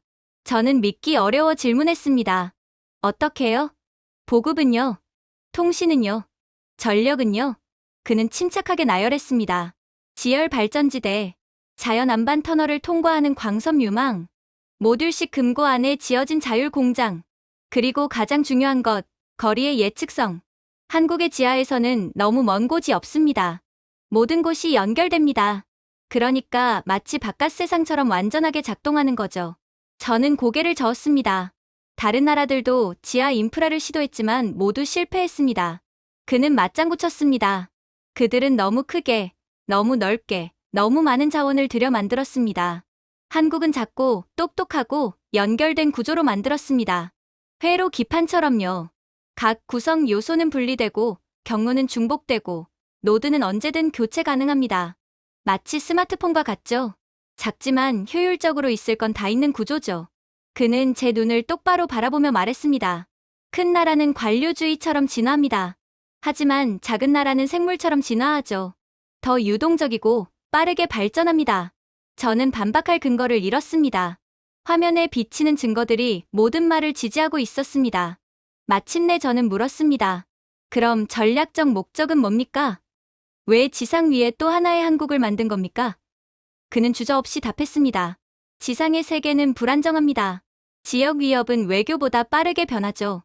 특히나 우리의 코앞에 있는 북한이나 중국, 러시아는 도저히 그 움직임을 예측할 수가 없을 정도죠. 그러니 한국은 어떤 봉쇄도, 어떤 침공도, 어떤 핵교환도 우리를 지울 수 없도록 할 필요가 있었습니다. 그리고 한 번에 끝장낼 수 없다는 불안정성을 심어줌으로써 억지력을 키운 거죠. 그의 목소리가 더 날카로워졌습니다. 생존이야말로 최종적인 힘입니다. 그리고 우리는 생존을 공학적으로 구현했습니다. 그게 기술 강국의 마지막 단계죠. 제가 삼켰습니다. 그리고 이런 이야기를 저에게 들려주는 이유는 그는 디스플레이를 껐습니다. 당신은 아직도 한국이 세계 질서를 재정의할 수 있다고 믿지 않습니다. 그리고 당신이 믿기 전에는, 아니, 설령 마지못해 믿더라도 당신은 앞으로 벌어질 일을 이해할 수 없습니다. 그는 잠시 멈췄다가 말했습니다. 당신은 힘이 미사일이나 함대로 증명된다고 생각합니다. 그러나 진짜 힘은 지속성입니다. 한국은 그 지속성을 완성했습니다. 끝까지 살아남는 국가가 진짜 승자거든요. 그 순간 저는 서울에서 결코 느끼리라 생각하지 못했던 감정에 사로잡혔습니다. 두려움이었죠. 한국이 무엇을 만들었는지가 아니라 그것이 의미하는 것에 대한 두려움 말입니다. 잃을 것이 없는 나라도 위험합니다. 하지만 결코 잃어버릴 수 없는 나라? 결코 질 수 없는 나라? 세계는 그런 존재를 맞이할 준비가 되어 있지 않습니다. 그렇게 저는 완전히 경악을 한 채로 작전실에 들어서게 됩니다. 한국인 분석관은 이미 자리에 앉아 있었습니다. 테이블 위에는 암호화된 파일들이 층층이 쌓여 있었고 그는 그대로 첫 번째 파일을 열었습니다. 파일 안에는 민간 로고가 찍힌 제조 장비 도면들이 보였습니다. 보세요. 이건 AI 열 패턴 분석기입니다. 공식적으로는 전기차 배터리 안전성을 높이는 장비죠. 비공식적으로는 초소형 핵조립체 내부의 미세 열흐름까지 모델링합니다. 한국은 서방 국가들의 의심을 전혀 받지 않으면서도 민간 기술을 이용해 돈 한 푼도 들이지 않고 핵 기술을 깸나했어요. 저는 파일을 밀어냈습니다. 그건 너무 억지 해석 아닌가요? 아무리 한국이 기술 강국이라도 핵에 대한 연구 개발 없이 곧바로 핵 미사일을 개발했다는 건 말이 안 돼요. 당신들은 무슨 신이라도 되는 건가요? 그는 바로 받아쳤습니다. 억지요? 그렇다면 고밀도 세라믹 케이싱은 어떻게 만들었다고 생각하십니까? 마이크로 진동 안정화 장치는요? 서브마이크론 단위로 조각하는 자율 공구는요? 이런 기술들은 모두 세계가 무해하다고 부르는 민간 팹에서 나왔습니다. 다시 말하겠습니까? 그건 모두 삼성, 현대, LG 등 민간 기술 기업에서 나왔다는 말입니다. 그는 잠시 멈췄다가 덧붙였습니다. 그 민간 기술들이 다른 나라 군대가 수십억을 쓰고도 만들지 못한 걸 우리에게 제공한 겁니다. 기술에는 기본이 가장 중요해요. 기본도 안 된 국가들이 아무리 응용을 해봤자 아무것도 할 수 없지만 한국은 기본부터 다지고 올라온 국가죠. 저는 잠시 머뭇거리다가 결정적인 질문을 했습니다. 그럼 왜 이런 걸 개발한 겁니까? 한국은 이미 동맹도 있고 번영도 있고 안보도 있었잖아요. 무엇을 얻으려고 그런 거죠? 그의 표정이 어두워졌습니다. 우리가 얻은 건 주도권입니다. 제가 대답할 틈도 없이 그는 말을 이었습니다. 동맹은 무너집니다. 시장은 변하기 마련이죠. 초강대국의 마음은 언제든 바뀝니다. 한국은 수없이 버림받아본 국가입니다. 약소국의 역사가 늘 그랬듯 우리는 늘 버림받았죠. 그래서 우리는 다시는 누구도, 적도, 동맹도 우리 운명을 결정하도록 두지 않으려고 했습니다. 우리의 운명은 우리가 스스로 결정하는 거죠. 그는 또 다른 파일을 열어 그래프를 가리켰습니다. 이 곡선이 보이십니까? 여기서 모든 강대국이 실패했습니다. 미국은 거대한 관료주의가 붙은 레거시 시스템에 의존합니다. 중국은 규모로 밀어붙이다가 결국 양에서 질로 전환하는 과정 속에서 실패하고 말죠. 유럽은 위원회 하나 만드느라 수십 년이 걸립니다. 러시아는 기반시설 붕괴에 발목이 잡히죠. 그들은 모두 수직적으로 밀어붙입니다. 한국은 수평적으로 확장했습니다. 작고 민첩하고 분산된 방식으로. 저는 마지못해 인정했습니다. 그러니까 한국이 기술을 빨리 만든 건 제국을 구축하려고 한 게 아니라서였군요. 그는 바로 대답했습니다. 맞습니다. 큰 제국은 스스로의 무게에 짓눌립니다. 한국은 군집처럼 움직입니다.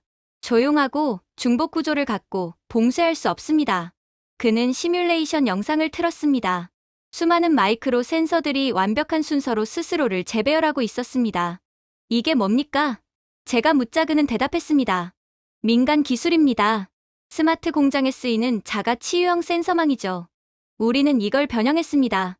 지금은 방어 지도를 인간 개입 없이 자동으로 보강합니다. 10초마다 전체 맵이 다시 계산됩니다. 이 속도로 방어망을 갱신하는 나라는 없습니다. 저는 등받이에 기대며 숨을 길게 내쉬었습니다. 그렇다면 한국의 민간 기술 기업들은 단순히 협력한 게 아니라 이 모든 걸 가능하게 만든 셈이군요. 그가 고개를 끄덕였습니다. 삼성의 리소그래피 연구동, LG의 배터리 열관리 시스템, 현대의 자율주행 셰시, SK의 AI 가속기, 이 모든 회사가 우리 국가 방패의 한 조각을 만들었습니다. 그는 테이블을 가볍게 두드렸습니다. 그리고 우리는 숨길 필요조차 없었습니다. 세계가 우리 제품을 사주며 우리를 지원해줬으니까요. 너무 우아해서 더 짜증나는 방식이었습니다. 저는 마지막 남은 저항을 시도했습니다. 다른 나라들도 산업 거인이 있었습니다. 그들도 시도했죠. 그는 연민 섞인 시선으로 말했습니다. 네, 거인은 있었죠. 하지만 서로 협력하기를 거부하는 거인들이었습니다. 대다수 국가에서 군사 분야와 민간 분야는 서로 예산과 영향력을 두고 싸웁니다. 하지만 한국에서는 협력합니다. 생존은 문화이기 때문입니다. 한국의 민간 기술은 단순히 이익을 위한 것이 아니라 국가 준비 그 자체입니다. 그는 더 가까이 몸을 기울였습니다. 이게 다른 나라들이 실패하는 이유입니다. 그들은 전쟁을 준비합니다. 그러나 한국은 지속성을 준비하죠. 전쟁은 우리가 준비하는 여러 시나리오 중 하나일 뿐입니다. 그의 목소리는 차분해졌습니다. 그래서 우리가 더 강한 겁니다. 저는 전율을 느꼈습니다. 처음으로 이해했기 때문입니다. 한국이 무기를 만든 이유는 세계를 지배하기 위함이 아니었습니다. 한국이 만든 것은 지배가 필요 없을 만큼 건드릴 수 없는 시스템이었죠. 협박할 수도 없고 압박할 수도 없고 굴복시키지도 못하는 나라. 그런 나라를 누가 통제할 수 있겠습니까? 그 생각은 어떤 미사일보다도 저를 더 두렵게 만들었습니다. 하지만 이러한 한국에 대한 감탄도 잠시, 저는 이내 충격적인 장면을 목격하게 되었습니다. 한국인 엔지니어가 또 다른 콘솔 앞으로 저를 불렀는데 새로운 파형이 모니터에 떠올랐거든요. 길게 이어지는 푸른 리본 같은 형태였죠. 제가 눈살을 찌푸렸습니다. 이게 도대체 뭡니까? 외부 신호입니다. 동해 구역, 독도 능선에서 직선거리 90km 지점입니다. 저는 눈을 크게 떴습니다. 동해요? 바다 음향을 왜 저에게 보여주는 겁니까? 그는 파형의 특정 부분을 확대했습니다. 보세요. 이 스파이크는 통제된 수중 폭발과 동일한 형태입니다. 대략 3킬로톤 규모죠. 자연에서는 절대 이런 대칭성이 나오지 않습니다. 제가 비웃듯 말했습니다. 설마 한국이 전 세계에서 가장 감시가 삼엄한 바다에서 수중 핵실험을 했다는 겁니까? 그는 전혀 불쾌한 기색도 없이 말했습니다. 제가 말하는 건 당신이 이미 늦었다는 사실입니다. 우리가 수중 핵실험을 하면 뭐 하나요? 당신들은 그걸 탐지조차 못하는데 말이에요. 우리가 남해를 다시 사용할 리가 없죠. 이제 모두 감시하니까요. 동해는 훨씬 더 유리한 음향 지형을 제공합니다. 가파른 현무암 능선이 충격파를 흡수하고 에너지를 바깥이 아니라 안쪽으로 반사합니다. 저는 고개를 저었습니다. 말도 안 됩니다. 방사능이 탐지됐을 겁니다. 그는 한쪽 눈썹을 올렸습니다. 탐지됐습니다. 일본 해양 관측 부표 2개에서 짧은 상승치가 감지됐죠. 하지만 몇 시간 내에 사라졌습니다. 주변 균열과 해저 분출구로 빠르게 흩어져서 주요 기관이 공식 확인하기 전에 사라졌거든요. 저는 중얼거리듯 말했습니다. 참 너무 편리하게 흘러가는군요. 모든 것이 한국의 유리한 쪽으로 말입니다. 그는 제 쪽으로 몸을 기울이며 말했습니다. 편리한 게 아니라 설계된 것입니다. 우리는 수직 난류가 수평 확산보다 강한 지점을 골랐습니다. 10년 전부터 계획됐던 자리입니다. 즉, 우리가 다 계획했던 거죠. 그것도 10년 전에. 저는 그를 바라보며 말했습니다. 그러니까 이건 위력 실험이 아니라 탐지 실험이었다는 말이군요. 그는 희미하게 미소 지었습니다. 정확합니다. 그리고 당신은 지금 그 사실을 너무 늦게 감지한 겁니다. 저는 화면 앞을 서성이며 물었습니다. 한국은 대체 왜 이런 위험을 감수한 겁니까? 바닷속에서 몰래 실험해봐야 뭐가 달라지죠? 그는 두 팔을 모으며 말했습니다. 지정학적 중력입니다.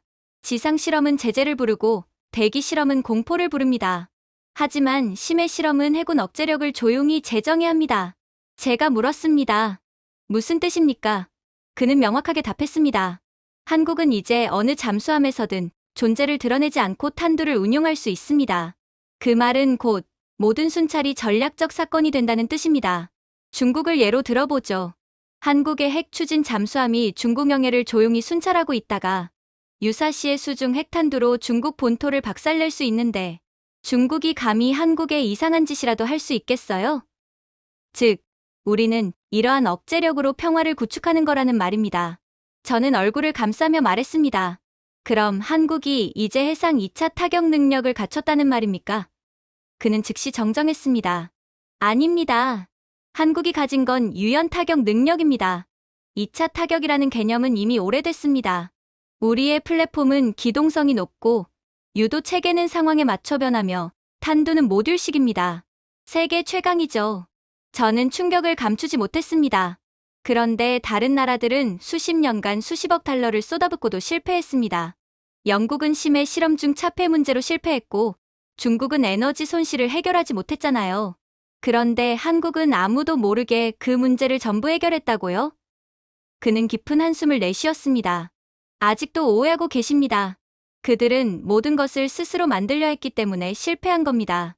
한국은 필요한 것만 만들었습니다. 민간 드론 기업의 센서, 상업용 복합재 공장의 케이싱, 민간 클라우드의 AI 시뮬레이션 세계는 그걸 무해한 기술 발전으로 봤고 우리는 그것을 국가 방어로 봤습니다. 저는 양손을 들어올리며 말했습니다. 제가 한국을 단단히 오해했군요.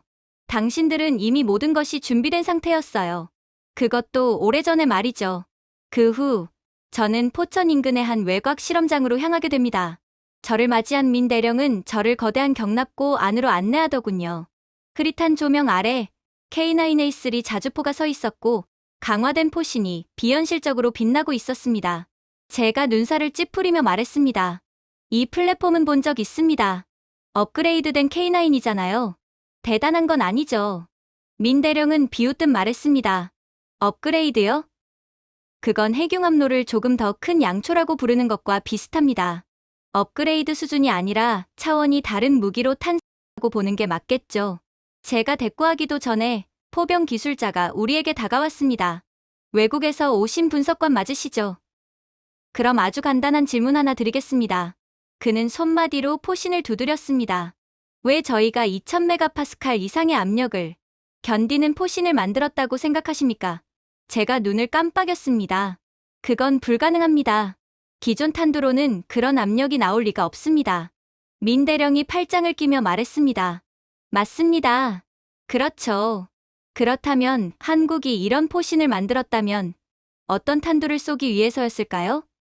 제가 말을 잇지 못하고 머뭇거리자 그는 기다릴 필요도 없다는 듯 말을 이었습니다. 해외에서 들으신 그 소문 있죠? 서부킬로톤급 핵탄두 이야기는 상상에서 시작된 게 아닙니다. 재료공학에서 시작된 겁니다. 기술자가 포신 단면도를 띄웠습니다. 내부에는 그래핀 세라믹 복합층과 제가 한 번도 본 적 없는 한국 개발 텅스텐 합금이 교차 구조로 배치돼 있었습니다. 기술자가 설명을 이어갔습니다. 원래 이 합금은 신부 지층 굴착용 도구를 위해 개발됐습니다. 민간에서는 지열 발전용이라고 생각했죠. 실제로 그렇기도 했고요. 하지만 한국의 듀얼유스 기술은 불가능도 가능하게 만들죠. 저는 천천히 숨을 내쉬었습니다. 그러니까 이 포신은 마이크로 핵탄두를 발사할 수 있을 정도로 강하다는 말이십니까? 한국은 핵미사일 발사 전용 발사대가 아닌 일반적인 전차로도 핵미사일을 발사할 수 있다는 건가요? 그는 즉시 정정했습니다. 견딜 수 있는 정도가 아니라 그 목적에 최적화돼 있습니다. 멀리 날아갈 수 있고 또 정확하게 명중시킬 수 있죠. 이런 기술은 누구나 가질 수 있는 게 아니에요. 민 대령이 경납고 밖을 가리켰습니다. 나오시죠. 곧 실험이 시작됩니다.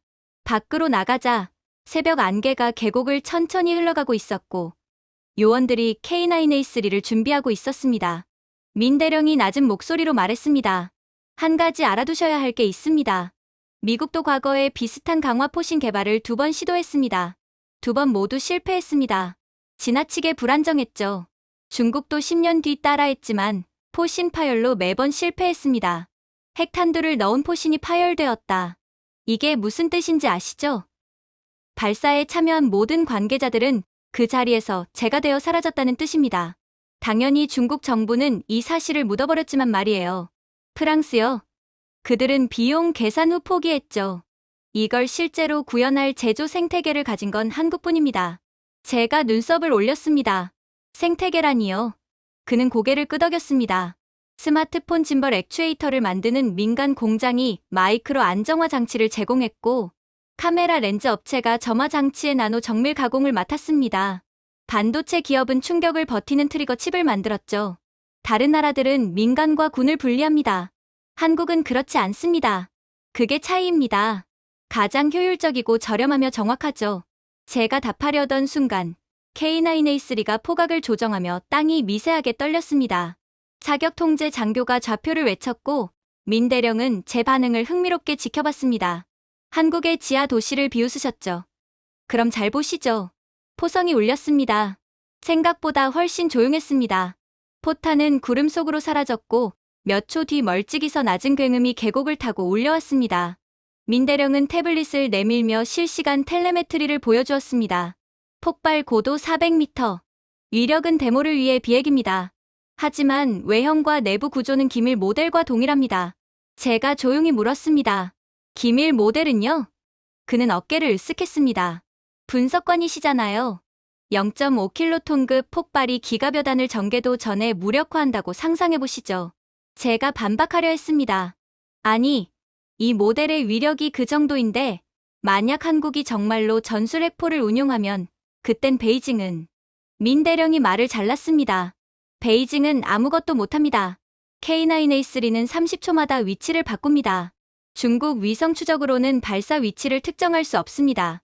게다가 AI 기반 사격 통제는 단일 포대가 중국이 눈치채기도 전에 여러 목표를 동시에 타격할 수 있게 해줍니다. 즉, 이제 한국이 마음만 먹으면 베이징은 5분 안에 지도상에서 사라집니다. 베이징에 요격 미사일을 깔아놔도 소용없어요. AI 기반 미사일은 스스로 요격 미사일을 피하거든요. 기술자가 말을 보탰습니다. 천무2 MLRS도 잊지 마세요. 모듈식 설계의 확장형 활공 로켓까지. 정말 그 모듈들이 재래식 탄두만 염두에 두고 만들어졌을 거라고 생각하십니까? 이건 모두 핵 미사일에 사용될 수 있어요. 애초에 그럴 목적으로 만들어진 겁니다. 저는 이 말을 문질렀습니다. 말씀하신 것이 사실이라면 한국은 지상전 개념을 완전히 다시 쓰게 되는 겁니다. 민대령이 고개를 저었습니다. 다시 쓰는 정도가 아닙니다. 대체하는 거죠. 동아시아 전쟁의 핵심은 포병입니다. 포병을 장악하면 전쟁의 단계 상승을 한국이 통제하게 됩니다. 우린 그걸 아주 잘 알고 있었기에 더욱 포병 시스템에 많은 노력을 쏟은 거죠. 저는 다시 그 강화 포신을 바라보았습니다. 이제 햇빛이 돌아오며 은빛으로 반짝이고 있었습니다. 그렇다면 왜 이렇게 압도적인 걸 만들었습니까? 민대령의 표정이 처음으로 부드러워졌습니다. 우리는 70년 동안 남이 우리를 지켜준다고 말하는 걸 듣고 살았습니다.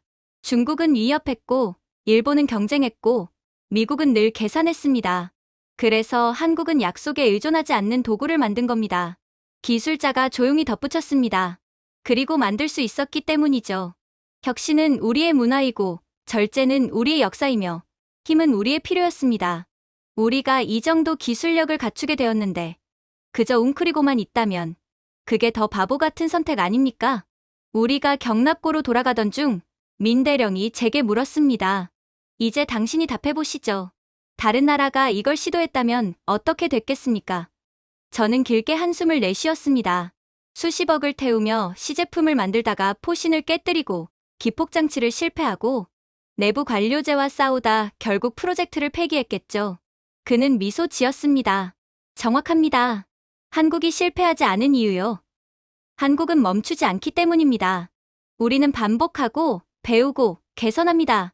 그리고 세계가 눈치챘을 때쯤이면 그는 다시 K9A3를 가리켰습니다. 이미 모든 것이 늦은 겁니다. 지금처럼요. 그렇게 제가 한국에서 완전히 경악을 하며 베를린의 보안 회의실에 다시 돌아왔을 때 프랑스 출신의 전직 핵 분석가 로랑 드보가 이미 두 팔을 꼬고 저를 지켜보고 있었습니다. 저는 자리에 앉으며 말했습니다. 한국의 최근 활동과 관련된 파일이 있다고 하셨죠. 어떤 종류입니까? 그는 얇은 폴더 하나를 제 쪽으로 밀었습니다. 당신 나라가 거의 모든 것을 잃을 뻔했다는 걸 보여주는 파일입니다. 저는 눈살을 찌푸렸습니다. 모든 것을 잃었다고요? 한국은 공개적으로 아무 말도 하지 않았는데요. 그는 건조한 웃음을 흘렸습니다. 바로 그 침묵 때문에 프로그램이 거의 무너질 뻔했습니다. 제가 반응하기도 전에 또 다른 전문가가 화상 연결로 참여했습니다. 영국의 물리학자 나단 클라크 박사였습니다. 그는 안경을 고쳤으며 말했습니다. 그럼 분명히 하고 시작하죠. 한국의 회색지대의 전략은 영리했습니다. 하지만 위험할 만큼 취약하기도 했습니다. 중국이나 일본이 단 한 번만 잘못된 비난을 던졌어도 모든 것이 붕괴했을 겁니다. 저는 앞으로 몸을 기울이며 물었습니다. 설명해 보시죠. 로랑이 폴더를 펼쳤습니다. 일본과 중국은 이제 슬슬 눈치채가던 상황이었습니다. 한국이 비밀리에 개발하고 있던 핵무기 말이죠. 그리고 중국이 먼저 한국이 보아이 지역 인근에서 비공개 아임계 실험을 했다고 주장했습니다. 일본이 바로 뒤이어 유엔 조사를 요구했습니다. 한국 정부는 불과 3일 뒤면 의무적 검증을 피할 수 없었죠. 제 가슴이 조여왔습니다. 그런 일 공개된 적 없는데요. 클라크가 답했습니다. 한국이 살아남았기 때문입니다. 간신히. 그는 화면의 차트를 가리켰습니다. 한국은 프랑스가 초창기에 사용했던 전략적 모호성을 흉내내려 했습니다. 모호함, 비확인, 침묵. 그러면서 비밀리에 핵미사일을 개발하려고 했죠. 그러나 프랑스와 달리 한국은 2명의 적대적 감시자를 동시에 상대해야 했습니다. 베이징과 도쿄가 동시에 밀어붙였고 그 48시간 동안 한국의 회색지대는 거의 찢어질 뻔했습니다. 저는 낮게 중얼렀습니다. 그럼 한국은 어떻게 빠져나왔습니까? 로랑이 손가락을 들었습니다. 저희가 예상하지 못한 방법으로요. 정밀 제조 기술로 말입니다. 제가 눈을 깜빡였습니다. 제조 기술이라고요? 그는 고개를 끄덕였습니다. 중국은 외교로 압박했지만 한국은 물리학으로 대응했습니다. 클라크가 말을 이었습니다. 우리가 한국의 새로운 강화 압력 챔버 설계를 분석했는데 그 구조는 지진 신호를 너무나 효율적으로 흡수해 아임계 시뮬레이션이 자연 지각 활동과 통계적으로 구분되지 않습니다. 중국은 어떤 증거도 제시할 수 없었죠. 측정 가능한 것이 없었으니까요. 제가 속삭이듯 말했습니다. 그러니까 모호성은 정치가 아니라 공학으로 살아남은 거군요. 클라크가 미소 지었습니다. 정확합니다. 한국 과학자들은 국제법을 속인 게 아니라 국제 탐지 기술을 실력으로 앞서버린 겁니다. 로랑이 몸을 기울이며 낮은 목소리로 말했습니다. 하지만 그건 첫 번째 위기만입니다. 두 번째는 훨씬 심각했죠. 일본은 부산의 민간 시설에서 한국이 은밀하게 핵물질을 농축했다고 비난했습니다. 그게 먹혔다면 IAEA가 전체 가동 중단을 요구했을 겁니다. 저는 이를 악물었습니다. 또 일본이군요. 클라크가 고개를 끄덕였습니다. 네. 하지만 이번에도 한국은 기술력으로 살아남았습니다. 일본은 위성사진을 내밀었지만 한국은 민간 원자로의 AI 감시 로그를 제출했죠. 너무 정밀하고 너무 세밀해서 IAEA가 세계에서 가장 투명한 자동화 준수 시스템이라고 평가했을 정도였습니다. 로랑이 책상을 두드렸습니다. 이게 모든 걸 바꿨습니다. 한국의 명료성이 일본의 의심을 꺾어버렸죠. 그리고 전 세계는 이상한 사실 하나를 깨닫기 시작했습니다. 제가 물었습니다. 무엇을요? 그는 천천히 대답했습니다. 한국은 속이기 위해 숨은 게 아니라 만들기 위해 숨었다는 사실을요. 등골이 서늘해졌습니다. 클라크는 손을 모으며 말했습니다. 한국의 회색지대 전략은 붕괴하지 않았습니다. 변모했습니다. 중국은 한국 기술이 이미 자신들이 막을 수 없는 지점을 넘었다는 걸 깨달았고, 일본은 한국의 투명성 도구가 너무 정교해서 더 이상 의심을 조작할 수 없다는 걸 인정했습니다. 그리고 다른 나라들은 더 충격적인 사실을 깨달았죠. 제가 낮게 물었습니다. 무슨 사실입니까? 그는 말했습니다. 한국은 회색지대에서 어느 나라도 해내지 못한 걸 해냈습니다. 합법을 유지한 채 치명적이 된 겁니다. 로랑이 비웃듯 말했습니다. 프랑스도 못했고 영국도 못했습니다. 인도는 말할 것도 없죠. 2번이나 제재받았으니까요. 그런데 한국은요? 존재해서는 안 되는 바늘구멍을 정확히 통과해버렸습니다. 저는 자리에서 일어나 천천히 걸었습니다. 그러니까 한국은 핵 능력을 합법적으로 구축했다는 말입니까? 클라크가 부드럽게 정정했습니다. 공개적으로도 불법적으로도 아닙니다. 그 사이에서입니다. 전략적 모호성이 수학적 정밀도로 실행된 것이죠. 로랑이 말을 보탰습니다. 그래서 한국은 이제 아시아 절반의 안보 교리를 흔들고 있습니다.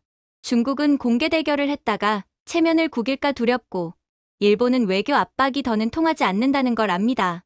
동남아 국가들은 한국을 새로운 안정축으로 여기고 있고요. 미국은요?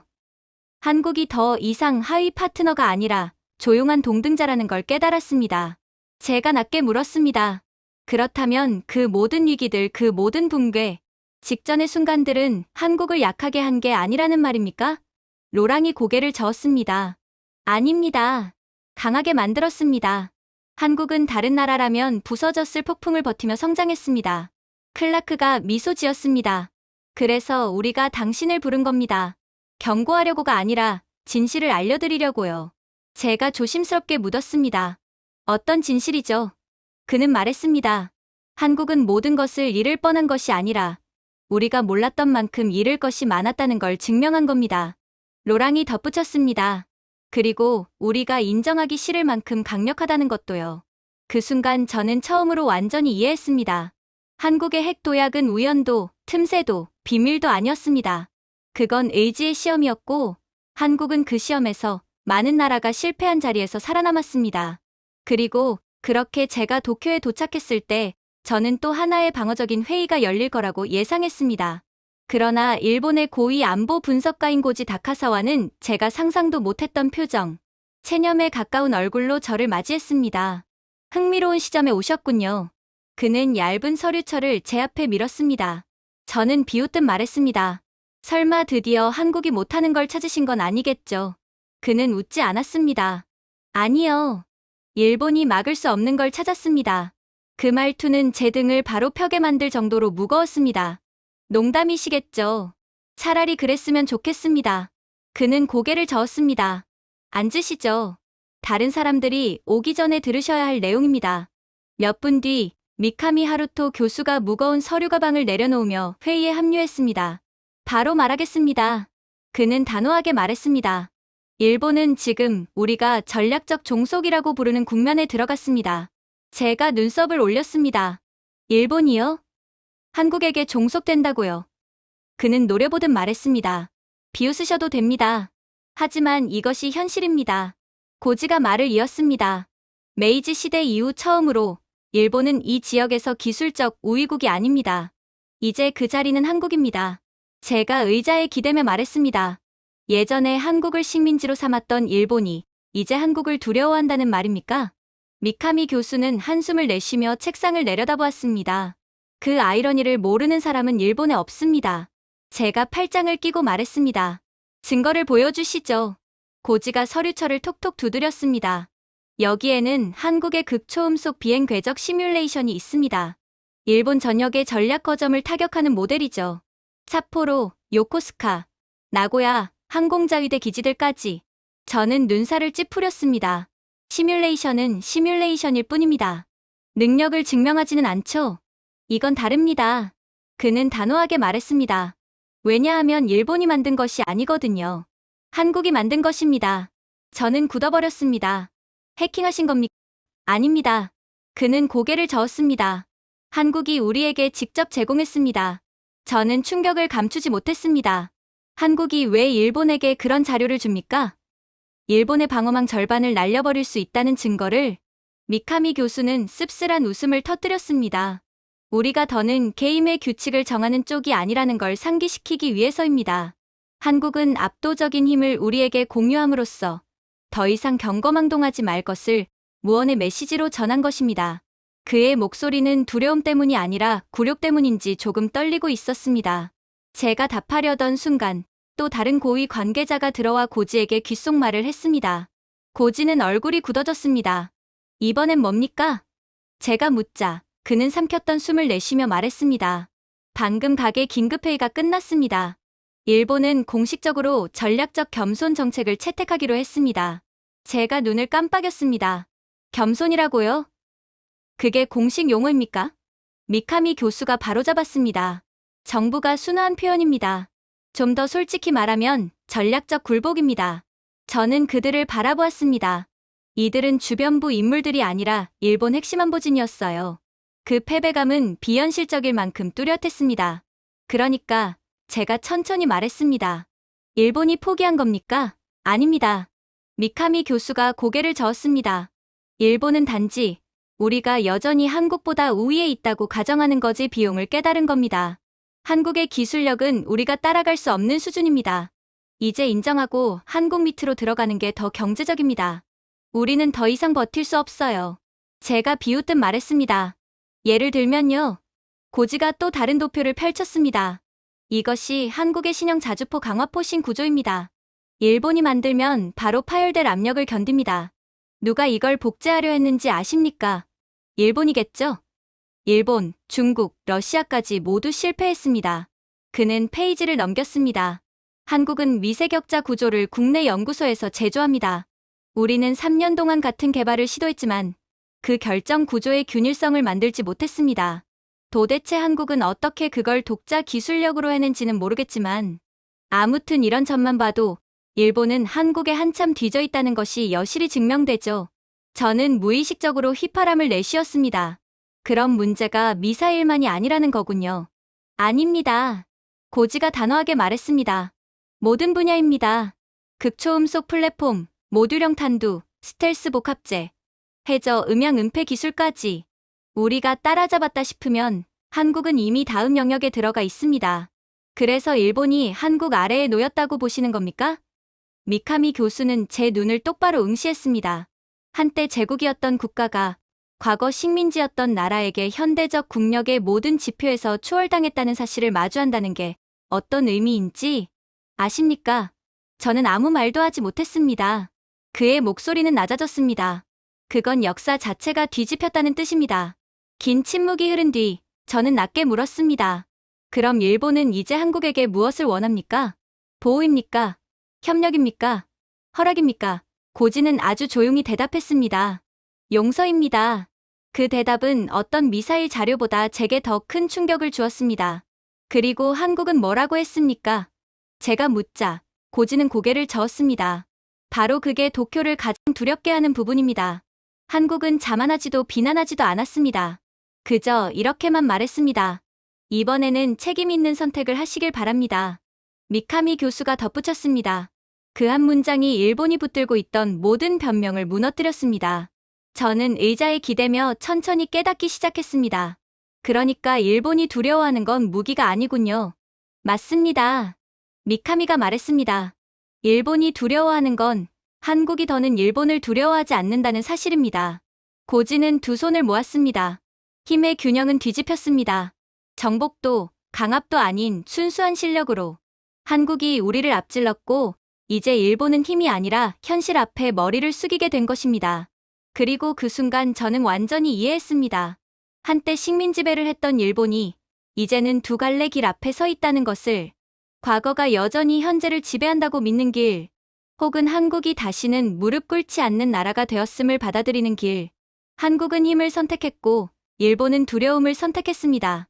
그리고 역사는 오랜 시간 끝에 새로운 승자를 선택했습니다. 그렇게 슬슬 끝이 보였습니다.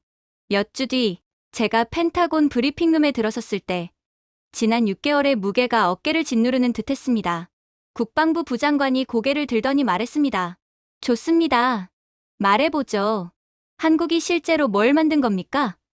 그의 말투는 더 이상 회의적이지 않았습니다. 조심스러웠고 존중이 담겨 있었습니다. 저는 태블릿을 열며 대답했습니다. 단도직입적으로 말씀드리겠습니다. 한국은 사실상 핵보유국입니다. 회의실에 미묘한 파장이 일었습니다. 국가정보국 국장이 앞으로 몸을 굽히며 말했습니다. 그들은 결국 선을 넘은 겁니까? 저는 고개를 저었습니다. 아닙니다. 한국은 선을 넘은 것이 아니라 우리가 예상하지 못한 새로운 선을 하나 더 그었습니다. DIA 의장이 폴더를 쾅 닫으며 말했습니다. 수십 년 동안 우리도 압박했죠. 제재, 수출 제한, 미사일 규제 아무 효과도 없었단 말입니까? 저는 차분히 답했습니다. 효과는 있었습니다. 다만 우리가 기대했던 방식이 아니었습니다. 우리가 쌓아올린 장벽 하나하나가 한국의 혁신 속도를 더 끌어올렸습니다. 한국은 우리에게 맞선 것이 아니라 우리를 우회해 성장했습니다. 침묵이 잠시 흐른 뒤 저는 말을 이었습니다. 한국의 능력은 모듈형, 기동형, 디지털 통합형입니다. 냉전형 무기 체계와는 전혀 다릅니다. 한국은 전통적 핵 3축이 아니라 유연한 전략 체계를 구축했습니다. 장관이 찡그리며 물었습니다. 유연하다는 건 무슨 의미입니까? 제가 설명했습니다. 명령이 필요 없는 해양 발사 플랫폼, 지도에 표시되지 않는 지하 네트워크, 비행 중에도 경로를 조정하는 AI 유도 체계, 그리고 기존 탐지 알고리즘을 모두 피할 정도로 소형화된 탄두입니다. 공군 참모 총장이 길게 숨을 내쉬었습니다. 우리는 이걸 전부 놓쳤다는 겁니까? 저는 어깨를 으쓱했습니다. 그들은 우리에게서 숨긴 게 아닙니다. 세상 한가운데 두고도 아무도 눈치 못 챈 방식으로 숨긴 겁니다. 민간 기술 신소재, 센서, 배터리, 복합 소재. 이 모든 것이 직결된 듀얼유스 군사 파이프라인으로 들어갔습니다. 그때 회의실이 갑자기 시끄러워졌습니다. 파커 장군이 소리쳤습니다. 그럼 지금이라도 압박합시다. IAEA 조사 요구하고 외교군사적 압박을 제가 말을 끊었습니다. 아무 소용 없습니다. 한국은 이미 심해 실험 능력을 보여줬습니다. 우리가 추적하기도 전에 흔적을 지우는 역량까지 확인됐습니다. 그는 저를 노려보며 말했습니다. 그럼 어떻게 하자는 겁니까? 확장하도록 두자는 겁니까? 저는 단호히 말했습니다. 그렇습니다. 다른 선택지는 더 위험합니다. 장관이 책상을 두드렸습니다. 설명해 보시오. 제가 답했습니다. 한국을 적대적으로 몰아가면 한국은 미국의 안보 구조에서 완전히 독립하려 할 겁니다. 그러면 인도태평양 지역은 즉시 불안정해집니다. 지금 필요한 것은 조용한 수용, 비공식적 인정. 과거 우리가 다른 동맹국에게 적용했던 모델입니다. 국가안보보좌관이 고개를 들었습니다. 이스라엘 모델을 말하는 겁니까? 저는 고개를 끄덕였습니다. 그렇습니다. 한국의 능력을 존중하면서도 긴장을 높이지 않는 유일한 구조입니다. 한국은 이미 책임감 있는 핵 보유국처럼 행동하고 있습니다. 한국의 핵 교리는 방어적이고 생존지향적이며 놀라울 만큼 절제돼 있습니다. 그때 트럼프 대통령이 암호화된 회선으로 회의에 접속했습니다. 간단히 요약해 보시오. 제가 말했습니다. 대통령님, 한국은 더 이상 의존적 동맹국이 아닙니다. 핵심 전략 영역에서 이미 전략적 동등성을 확보했습니다. 미국과 정렬돼 있지만 이제는 미국 아래에 있지 않습니다. 압박은 오히려 미국의 영향력을 약화시킬 것입니다. 잠시 침묵이 이어졌습니다. 대통령이 다시 말했습니다. 그럼 일본은 어떻게 되는가? 제가 대답했습니다. 일본은 변화를 이미 감지했습니다. 일본 정보기관은 한국의 극초음속 시스템을 요격 불가능으로 공식 분류했습니다. 일본이 핵무장을 시도하면 인도 태평양 전체가 불안정해집니다. 우리의 최우선 과제는 일본의 핵무장 가능성을 억제하는 것입니다. 대통령은 깊게 한숨을 내쉬었습니다. 그렇다면 한미동맹은 어떤 모습이 되는가? 제가 답했습니다. 새로운 국면입니다. 한국은 더 이상 하위 파트너가 아니라 전략적 동등 파트너입니다. 한국은 그 지위를 조용히, 체계적으로, 책임감 있게 획득했습니다. 그 순간 회의 분위기가 바뀌었습니다. 그 누구도 한국을 의심하지 않았습니다. 한국을 중견국으로 부르지도 않았습니다. DNI가 말했습니다. 그렇다면 우리의 태세도 조정해야겠군요. 공개적으로는 안 되지만 내부적으로는 명확히. 그날 회의가 끝날 무렵 새로운 내부 분류가 승인되었습니다. 한국 전략적 동등국, 동맹국이 아니라 피보호국도 아니라 동등한 전략 파트너로 격상된 것입니다. 그리고 그날 밤 상황실에서 최종 통보가 내려왔습니다. 트럼프 대통령이 한국 대통령과 비공개 통화를 마쳤다는 보고였습니다. 공개된 기록은 없었습니다. 발표문도 없었죠. 그 어떤 공식 문서도 남지 않았습니다. 다만 비공식적으로 한 문장이 전달됐습니다. 미국은 대한민국의 새로운 안보적 위상을 인정한다. 펜타곤을 나서는 길, 저는 역사적 순간을 목격했음을 깨달았습니다. 70년 만에 동맹이 다시 쓰였다는 것, 충돌도 압박도 아닌 한국의 실력과 의지로. 한국은 허락을 구하지 않았습니다. 한국은 존경을 얻었습니다. 그리고 마침내 워싱턴도 그 사실을 이해했죠. 그렇게 저는 마지막 보고를 위해 한국으로 향했습니다. 그리고 마지막 일정을 소화한 뒤 서울 위로 떠오르는 첫빛이 유리 빌딩들을 천천히 스파크처럼 스치고 지나갈 때 저는 남산에서 지금껏 제가 목격한 모든 일을 곱씹으며 서 있었습니다. 차갑고 날카로운 새벽 공기는 마치 솔직함을 강요하는 듯했습니다. 그때 뒤에서 조용히 한국인 분석관이 다가와 말했습니다. 오늘 떠나시는 거죠? 저는 고개를 끄덕였습니다. 네. 하지만 떠나기 전에 꼭 일출을 보고 싶었습니다. 이 모든 게 꿈이 아니었다는 증거가 필요했거든요. 그는 짧게 웃었습니다. 아직도 비현실적으로 느껴지십니까? 저는 두 팔을 꼬고 내려다 보이는 서울을 바라보며 말했습니다. 비현실적이라고요? 한국은 단 한 번도 국제적 금지선을 넘지 않으면서도 독립적인 억제 체계를 구축했습니다. 새 시대를 열어놓고도 아무 말도 하지 않았죠. 그는 담담히 대답했습니다.